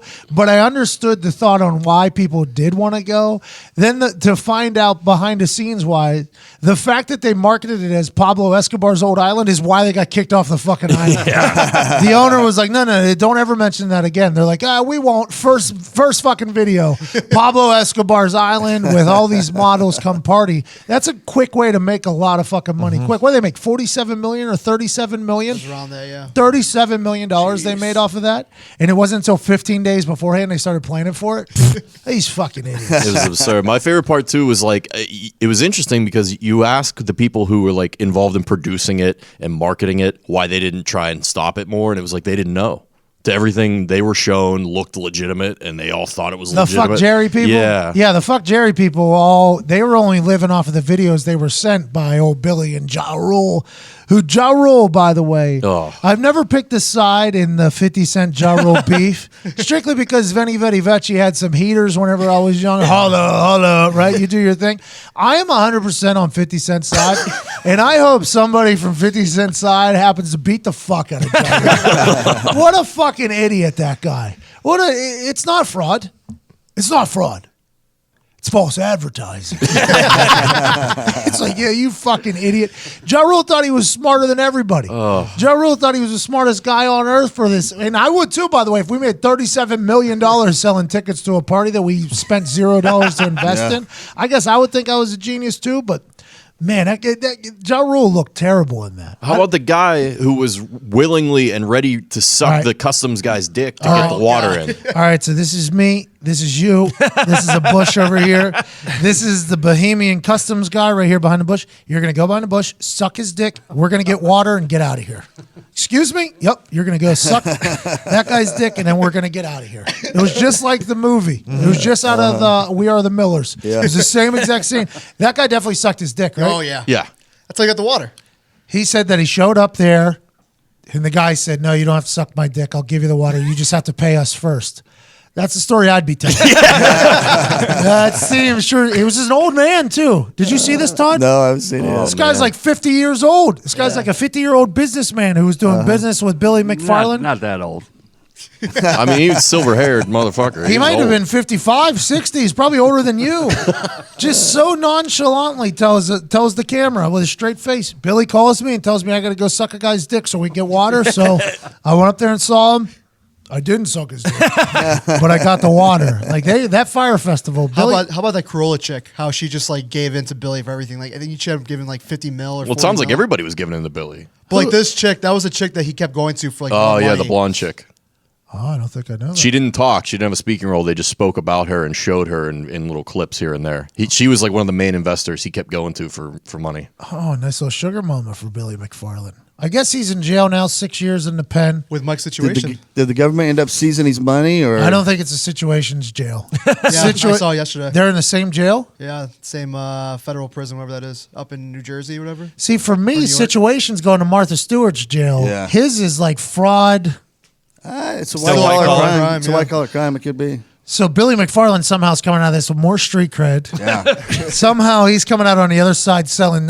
What is he going to be? I sent a tweet out that said Billy McFarland is currently trying to sell tickets to New Orleans and Kansas City Chiefs fans about a bronze medal game because that is what Billy McFarland is. Yeah. He's a 26-year-old. He's a con man. Yeah. That's what he is. Him and Frank Abagnale, I assume, are going to go on some tour. That's a Catch Me If You Can guy. He's a con man. I learned a lot about that. Did they end up getting McFarland's money, the government? No. So he's hid a bunch of it? No, I think. So he probably knew that going in. Hey, I'm going to spend 6-8 months in a federal prison. 6 years. 6 years.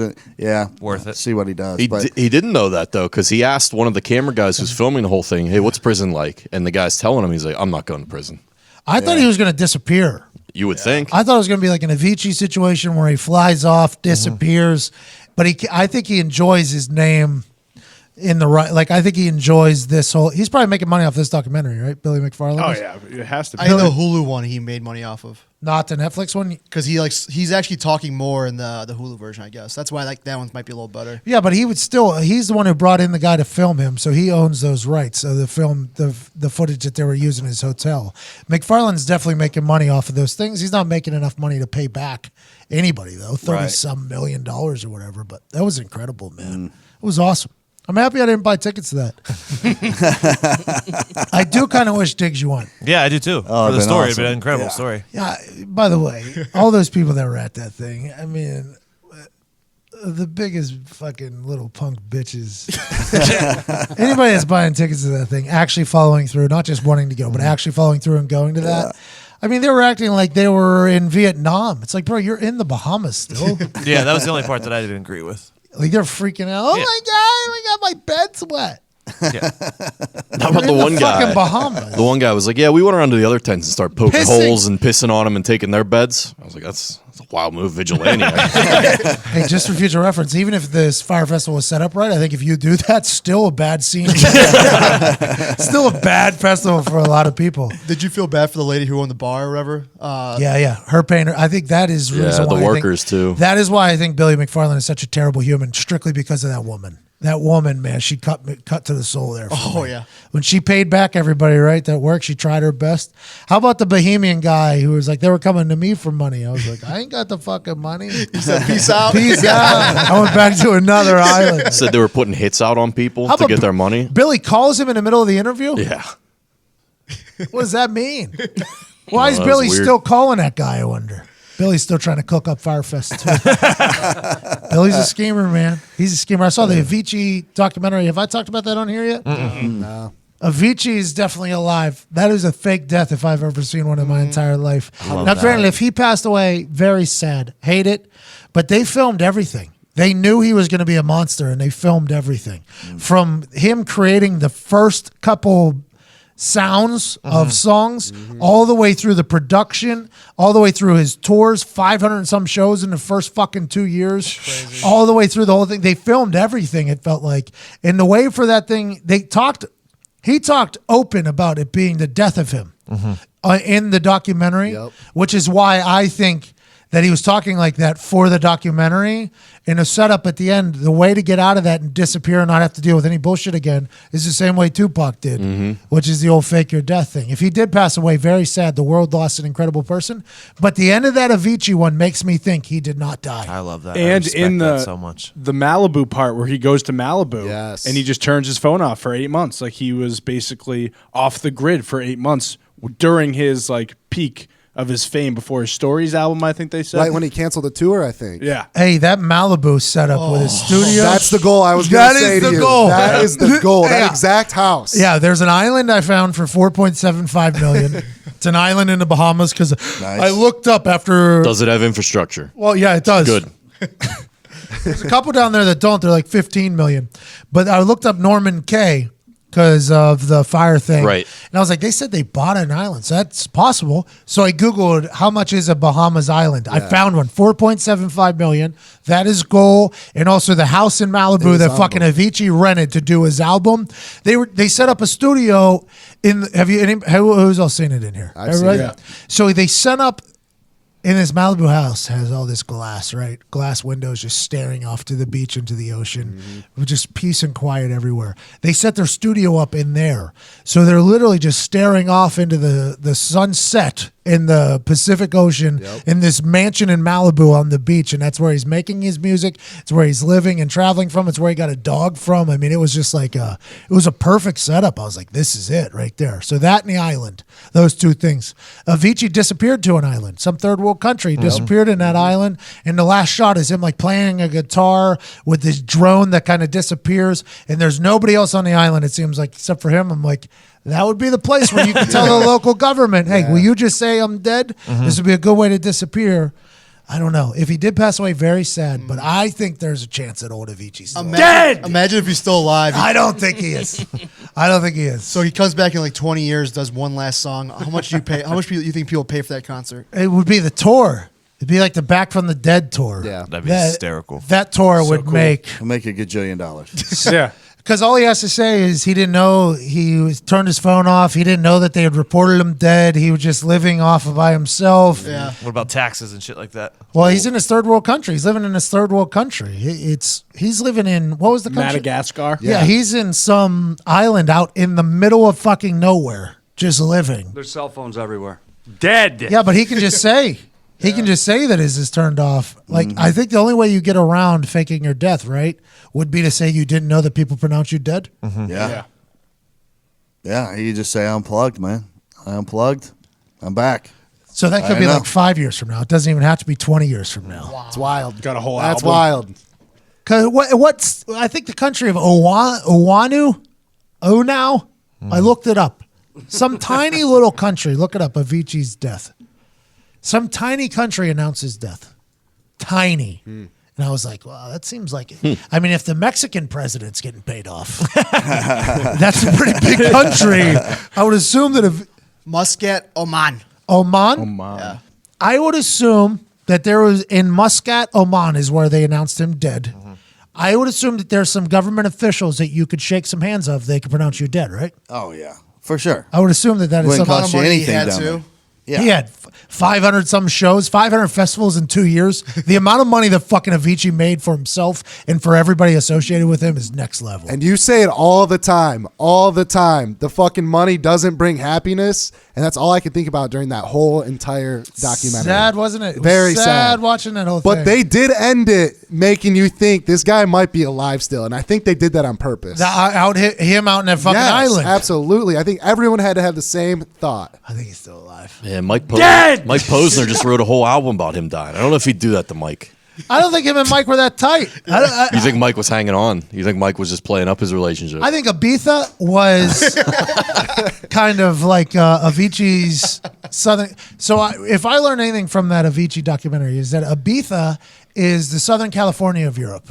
So that's where you go, it's like the Southern, because Europe is basically like America, right? It's just countries instead of states.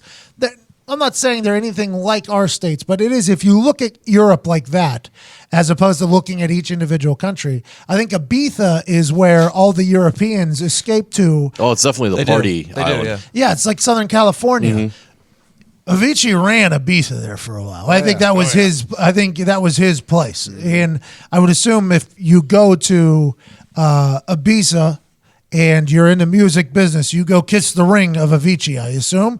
I don't know if Posner and him are best friends. Posner was not in the documentary. No. So I don't know if he was in the tight circle, but I would assume if you go to Ibiza and you see Avicii and you're a musician, your boys, your friends, but I don't think he's in the tight.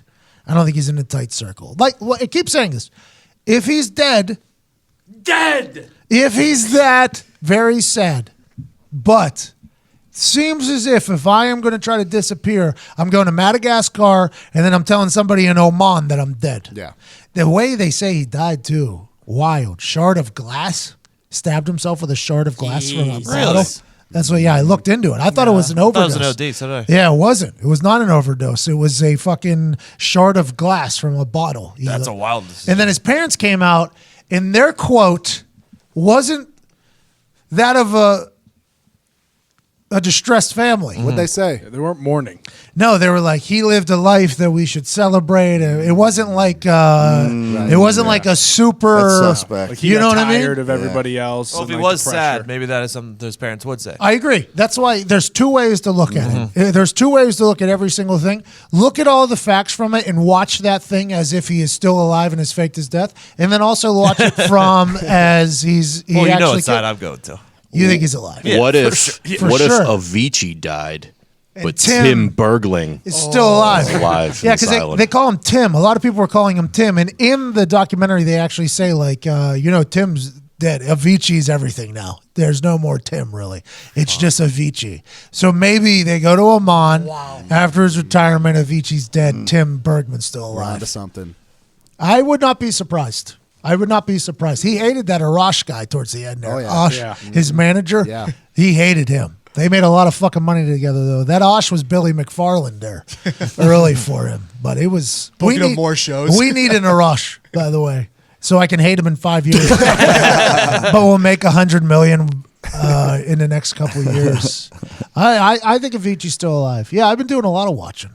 I want just one of those people to actually Come still back. be alive. You know what I mean? Because there's so many stories of so many people. But also, it would be such a great story because, yeah, I know he had more money than everybody, and you know, times 100 because of where he's at, because the exchange rate, so he could control his own little universe. But the discipline it takes to never leave that little island for that amount of time. But I think he could travel. I think Avicii, because even in that documentary, he looked like three different dudes. Absolutely. When he was hungover, he looked like a guy. Whenever he was dressed up, he looked like a different guy. And then whenever he was younger, he looked like four different guys. Yep. They all had a similar shape of the face, I guess. But I don't doubt he could do that. But when you start doing that, you involve so many more people. Now you're involving another 10 people to get you to where you need to go. I don't know. If you in throw the a fake chain. mustache on him, he looks like a way different person. Dye your hair. You Yeah, gain I know some weight. that. But I mean, you're involving more people in the story. I think his friends, he has that tight group that was with him everywhere. Yeah. They obviously know. It's like, where are those guys living at now? Yeah. And if they're all living back in America, then maybe he is dead. But if they're still living abroad, let's just assume that they are living with a guy who did 500 and some shows in 2 years. Festivals, not just shows. The amount of money that motherfucker has to have. Oh, man. Has to have. He didn't stop. It's like when Vince disappeared to the island. Who? Vinny Chase. Exactly. Avicii said that he didn't even know it was possible to go Thursday night, Friday night, Saturday night, Sunday night, Monday night, Tuesday night. Stopped on Wednesday for some reason. Wednesday was like, he said, I didn't even know it was possible to do that until we just started doing it. And then we didn't stop. And then it was like 3 years straight of that, of partying and DJing 6 nights out of the week, traveling, boom, boom, boom, boom, boom, boom, boom. I watched something with Steve Aoki. He said the same thing. He basically trained his body to sleep like 3 hours a night. We've because heard of of that. DJs doing a show here in Indianapolis at 9 p.m. Eastern, and then after the show, flying to Vegas to do their normal spot at Waka. a Vegas casino. Not Waka, DJs. Waka did that though. Waka left Indy, and I think he went to Boston, or maybe he went west. I guess you would have to go west to save the time. He did a show here in Indy and then flew somewhere to do another show that same night. Same show, 2 of them, same night. It was just like, what a fucking hustle. These guys are just making cake. Making cake. Good for them. So we should start doing. Avicii would make $500,000 per gig. He did 500 of them. Go ahead and Google that real quick. What is that, 250 million? Mm-hmm. Jeez. Use a calculator. I think that's right. Yeah, it's pretty spot on. In what, 2 years? And that's just on shows. Yeah. He's got all these bangers out, too. Yeah. It's unreal. On live appearances. Hey, brother, I got more money than all your mothers. His net worth was 85 mil. So Yeah. I can imagine you could live on Yeah. an island for a while. Yeah. in a third world country. And that was after he gave away a bunch to charity. Was 85 mil. Yeah, that's like $1 billion where he went to hide out. Right? You know, it really is. And it looks like that too with the drone shot. He has an entire island to himself. It's the dream, boys.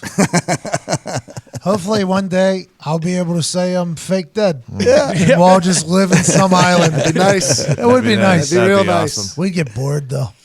You would. You would for sure. Hey, you just put 18 holes on that island. I'm good. That's all I need. Oh, yeah. I mean, I guess if you get a little office golf setup.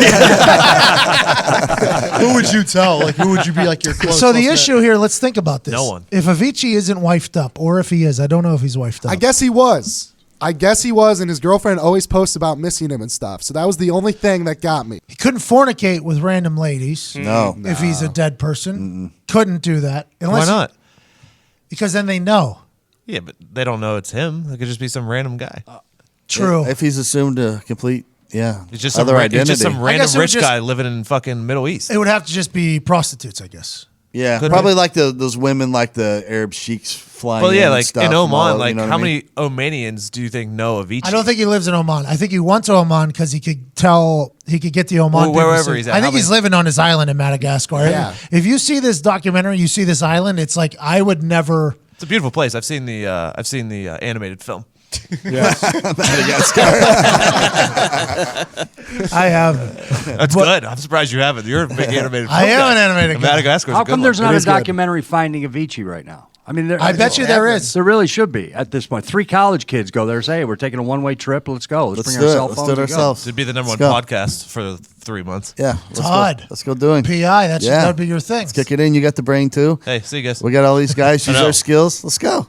We'll find him. It was sad watching Avicii battle through that, though. Very. It was very sad watching him. Just the ups and downs. All I ever wanted when I was a kid was money. That's all I ever wanted. I didn't care how I was going to get it. Professional wrestling, cool, I'll go do that. Stand-up comedy, cool, I'll do that. Professional soccer player, cool, I'll do that. Football, I'll do that. However I get a shit ton of money, that is what I'm going to go do. It's the only thing I wanted. Then you get a bunch of money and you're like, man, this is nothing like what I thought it was going to be. I thought it was all going to be great. I thought everything was going to be perfect. Gives you a lot of freedom, but it doesn't necessarily equate to happiness. And there's only so many people that can say that without people believing it. But until you experience it yourself, it's just a whole different animal. And Avicii very much was experiencing that. Absolutely. You have everything in the palm of your hand, everything you could possibly want. But happiness doesn't come from that. Happiness comes from inside. It's a real thing. Happiness is a real thing inside. And you can take this from me. I haven't been wealthy. I've been rich. I haven't got to the wealthy stage yet. I plan on doing it because I want my kids' to be comfortable. But happiness doesn't come from that. And I've bought some shit that should make me a lot of happiness. And it's like deep inside, it's not the answer. It's sad. Sad to think about it. And that documentary is basically, like Foxy said, a visual representation of that, just from beginning to end. I would assume, too, he probably has one of those weird obsessive personalities. And I have a little bit of that, too. So I could see how, like, if you get into that world, in order to maintain the schedule like he did, he has to be just over-the-top obsessive compulsive. You know what I mean? Like, I'm in this now. I can't stop doing it. I want more. Yes. If I can make that much in Well, a week, I can make twice that the next week. I don't think it was just him. I think it was he had a guy named Arash who was his manager. That's who it was. Arash was the guy who is he's the mind behind it. He was the one setting up all the shows. He wasn't even going on the trips anymore. So he was just setting up the shows from a third location. So he didn't have to do the travel, show, party, travel anymore. He was just setting it up as like a business, basically. Like, okay, we'll do this. Yeah, you can get to this. Technically, you can get this is what happens. So when somebody who has never played football decides to coach football. Now, granted, Charlie Weiss is an exception, and I assume there's some other exceptions, but there's things that you see on film or you see on a piece of paper that should work. Okay, so this guy has 4 seconds to get from here to here. He should be able to do that. When you get here, I want you to flip, turn, and block this guy, right? So they'll draw it on a screen. They'll be like, cool, you can get from here to here, flip, turn, block this guy. But in real, it's just like in Sully. You ever seen Sully? Yeah. So in Sully, they're like, he had enough time to change the landing thing if they just go strictly by the amount of time it should take. Right. They didn't take into account the thought of like the panic, the 30 seconds, right? That's what saved Sully at the end of the day. Right. It was an anniversary. Just like in football, if you have somebody who doesn't coach football, try to coach football, they start thinking things are just technically correct, right? So like he can get from here to here. He can technically do that. Let's make him do that. And then once they try it out, normally it doesn't work. That's kind of what was happening with Avicii. They had somebody who's like, technically you can get from this show in California to this show in Ibiza in a day and a half. So we can set you up for a festival here. Then we can get you back to here in Miami. Then we can get you to here. Just technically it could all work. They don't take into account though that it isn't a video game. Like Avicii isn't a fucking video game. He's an actual human whose body is going to collapse and crash, which is going to bring down his mental state of mind because he's no longer happy because it's a job instead of a hobby. It's just that those are the types of things that, and it's greed. Greed gets a hold of everybody. That's what it was. At the very end, Avicii's like, I don't see a reason why I should do another show. And the manager's like, I understand that, but there's this gig, and this is how much money you guys are going to lose if you don't do the show. And then it was like, fuck. Like, that's when I felt really, really bad. What was the money? I don't remember the number. I don't think they gave the number. I don't think they did either. But I don't think they gave the number strictly because they knew how many people were going to be watching. Yes. But I was interested to hear that number, by the way. I was like, as soon as we got to that part, I like lifted my ear. I was like, what's his number here? How much are we losing with these next two shows? I think the world would like to know how much he's losing. But, I mean, he made a shit ton. I think he's still alive. I still think he's still alive. His move is the open hand throw. I love that move. To the crowd. Yeah. By the way, it's an open hand From throw. behind, it looks so cool. From behind. How about the fireworks that go off? God. His last show, by the way, He was late for like 40 minutes or like an hour. Yeah, they tried to make him look bad. It's his last fucking show, though. Yeah. Everybody in the crowd knew it was his last show, too. You just go ahead and buckle the fuck up. You know what I mean? Yeah. They were showing the crowd, and they were like trying to make him look bad. They're like, these people are waiting for him. It's like, yeah, it's his last No one show. looked miserable. They were like, wait, like they were so happy. Because they're all on so many fucking drugs. No one looked miserable. Avicii's a stud. And then working with all the other musicians, like Wyclef Jean said he was like Bach in Michael Jackson. He said he has an entire symphony in his head. He said, for me, I got to play the guitar or something like that. For Avicii, the entire symphony is just in his head. So he knows exactly what's going to happen. It's exactly like Bach was or Michael Jackson was like. And watching him kind of command the room whenever these other huge musicians were in the room was wild because he's this 24-year-old kid with all he had was a fucking Steve Jobs Mac, and he was like, okay, do this, and then he was like demanding this and demanding that. It's like crazy to watch him kind of interact with other legends of music. That footage was incredible. Incredible. It was almost hard to believe that they got it. Yeah, because you got these musicians that are so famous and stuff, and they're just letting them film the whole time. A lot of times, like you always say it to me, you're like, place and time for when the camera's on. Yeah, because you got to read the room. Yes, they always had it on. Avicii owned the room. Yes. Every room he walked into, it felt as if the musicians were like, oh, this is the guy in charge here. Exactly. I feel like that guy was hidden most of the time, though. Like, he was just like a friend that was just on the side. I really thought he was holding the cell phone. Like, just whenever he got into a room where something was happening, he would just be sitting in the corner. I don't want to say like creepily recording, but I don't think everybody knows that they're being recorded until afterwards. And they're like, hey, we recorded. Is there any way we could use it? We'll make you look good in it. Is there any way we could do that? Because there's a lot of natural reactions from people, too. So there's no way that they were told that they were being filmed beforehand, in my eyes. No, I think you're 100% right. I could be wrong. I think it's like a side shot from the corner. Like, what's that called? Oh, it's a candid, kind of? Candid. Yeah. Is it candid camera? Yeah. Because there's no way if you're it's like in the a hospital, hidden camera almost. Basically. Yeah. Like there's no way if you're in the hospital, like the doctors will allow you just to film that all. Like, because obviously you got to have friends in there, but like he was hidden. Like, so they finish filming though, and they go to the doctors like, hey, can we use it? And they're like, no. So they just blurred out the doctors' faces. Yeah. It's like asking for forgiveness instead of permission, basically. Exactly. The candid hidden camera though is a great way to get all that fucking footage. Absolutely. Yeah. Foxy, you should think about it. I am now. Whenever I'm. Hey, why isn't Dateline down on the island trying to find this guy? That's know. perfect for your world. I mean, you can figure out the Avicii thing with Keith Morrison on a Friday night. But Dateline, though, Dateline's always behind. Dateline's always a couple weeks behind. They just did the R. Kelly special on Friday after the Surviving R. Kelly documentary came out. By the way, I watched that. That guy's a terrible human. Bad guy. Terrible human. R. Kelly's a bad guy. Bad guy. Not great. Can't let him out. Can't let him be around you. Predator. Full on predator. People had to knock on walls when they were going room to room, so he knew where you were in his house. What a fucking guy, dude. Jesus. Guy. like echolocation. I didn't see it. So he has a mansion in Atlanta. He has a mansion in Chicago. He has all these places where all these women live, and they're basically being held hostage pretty much. And if you wanted to walk through the house to get to you had to ask for food. You had to ask for permission for food. You had to do all this stuff. But even if you wanted to change rooms, you had to like knock on the wall, and then somebody could give you permission to go into the next room. So if you want to walk through, like, let's say there's a lobby to the house. You want to walk through the lobby into the dining room. You have to wait in the lobby, knock on the wall. There's no door into the dining room. But somebody in the dining room of R. Kelly or one of his people would be like, yeah, you can come in here. Because these are like his there friends. might be some weird shit going on in that room. Yeah. That you're not allowed to see. I believe that's probably it. He had a girl who was a trainer that lived in each house. She was supposed to train the girls on how R. Kelly likes to be treated. Boy. Jesus. The madam. He's a cult leader. He is. He's a cult leader. It's exactly what he Got is. him all brainwashed. He knows what he's doing. The one girl was on Dateline. She was like, every time we had sex, he would tell me how old I was. So I would tell him I was 16, and then he would force me to call him daddy afterwards. And he would ask me that the entire time we were having sex.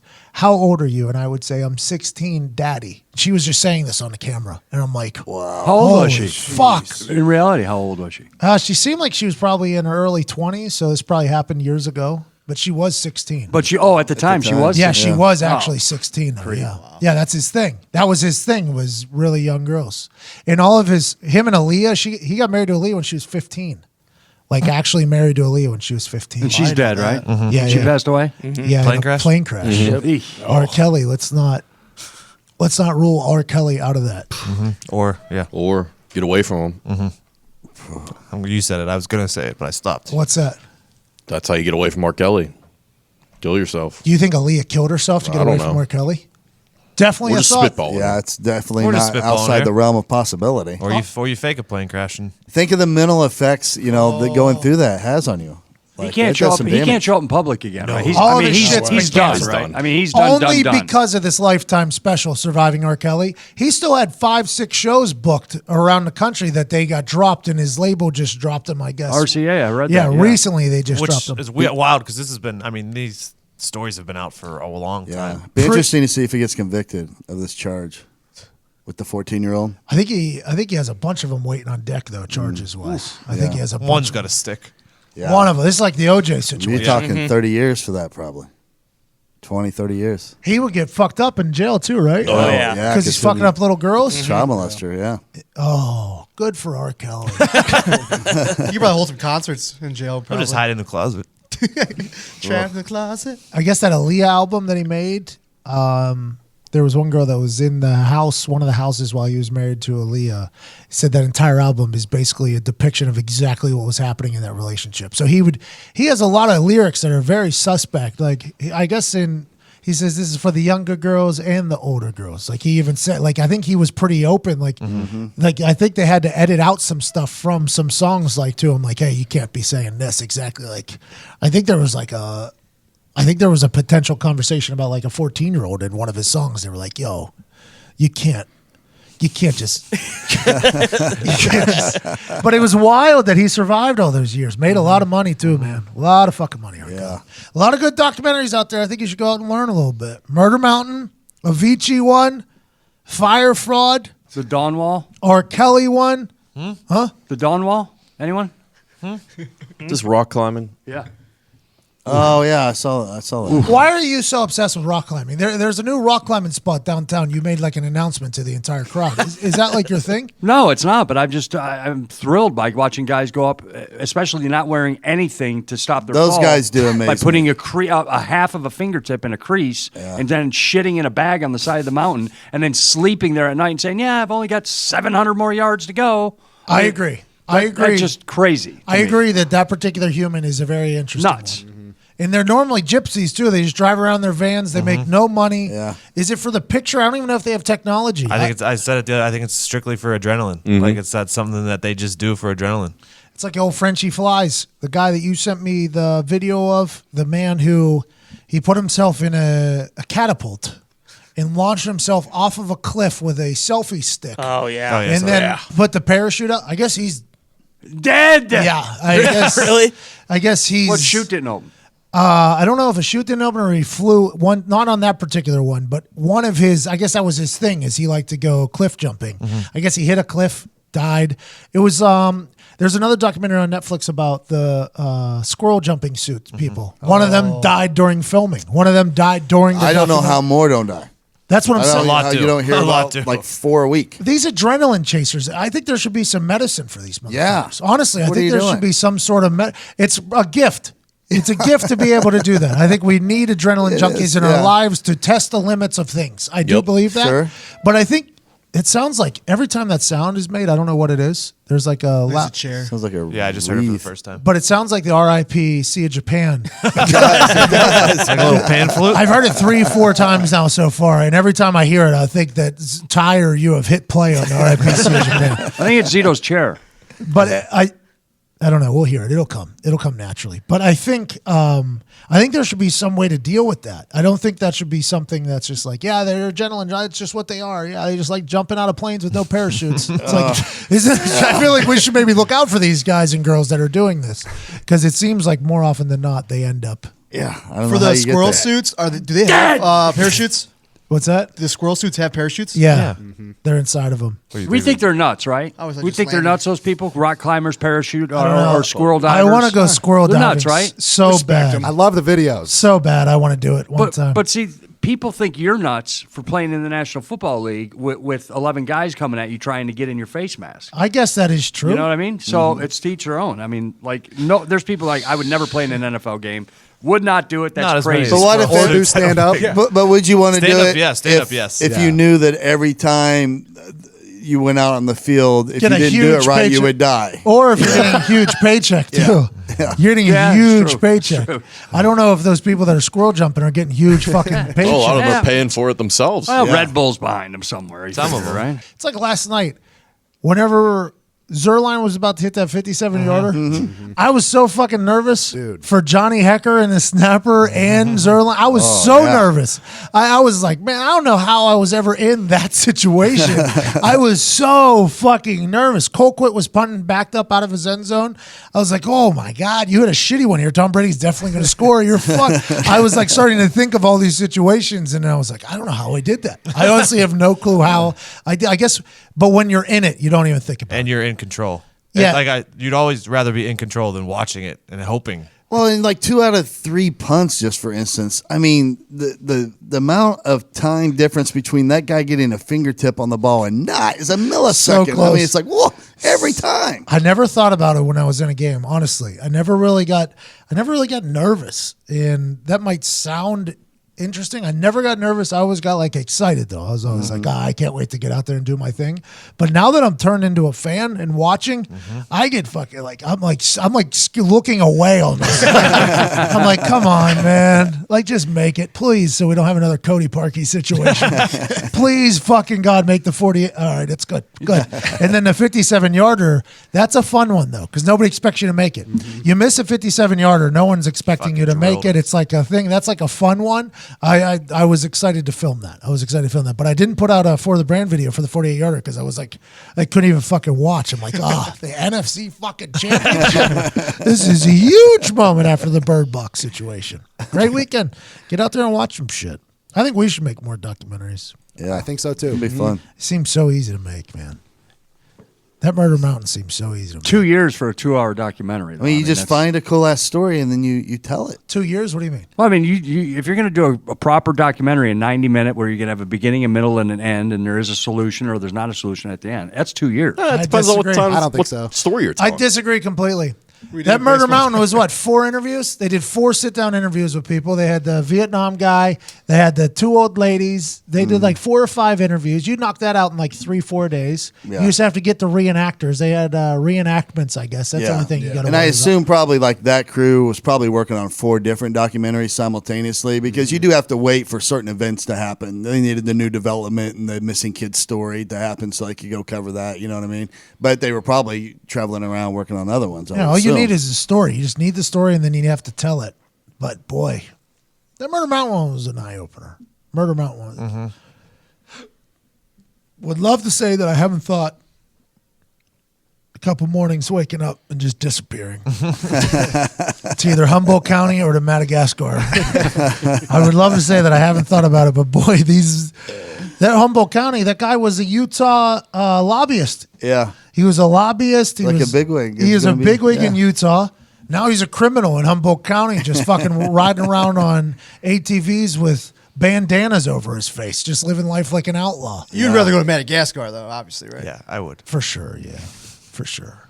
But I mean, there's Being an some- outlaw, that would be pretty cool. There's something cool about just being out in the wild, wild west with no fucking rules. I know. I think about that sometimes, especially like somewhere out like where you had a ranch, you know what I mean? You had your own horses and quads and Yeah. shit. You could go out shooting whenever you wanted and just kind of hang out there for a while. That'd be pretty cool. I'd probably be a revolver guy. Hashtag endgang, hashtag endgame.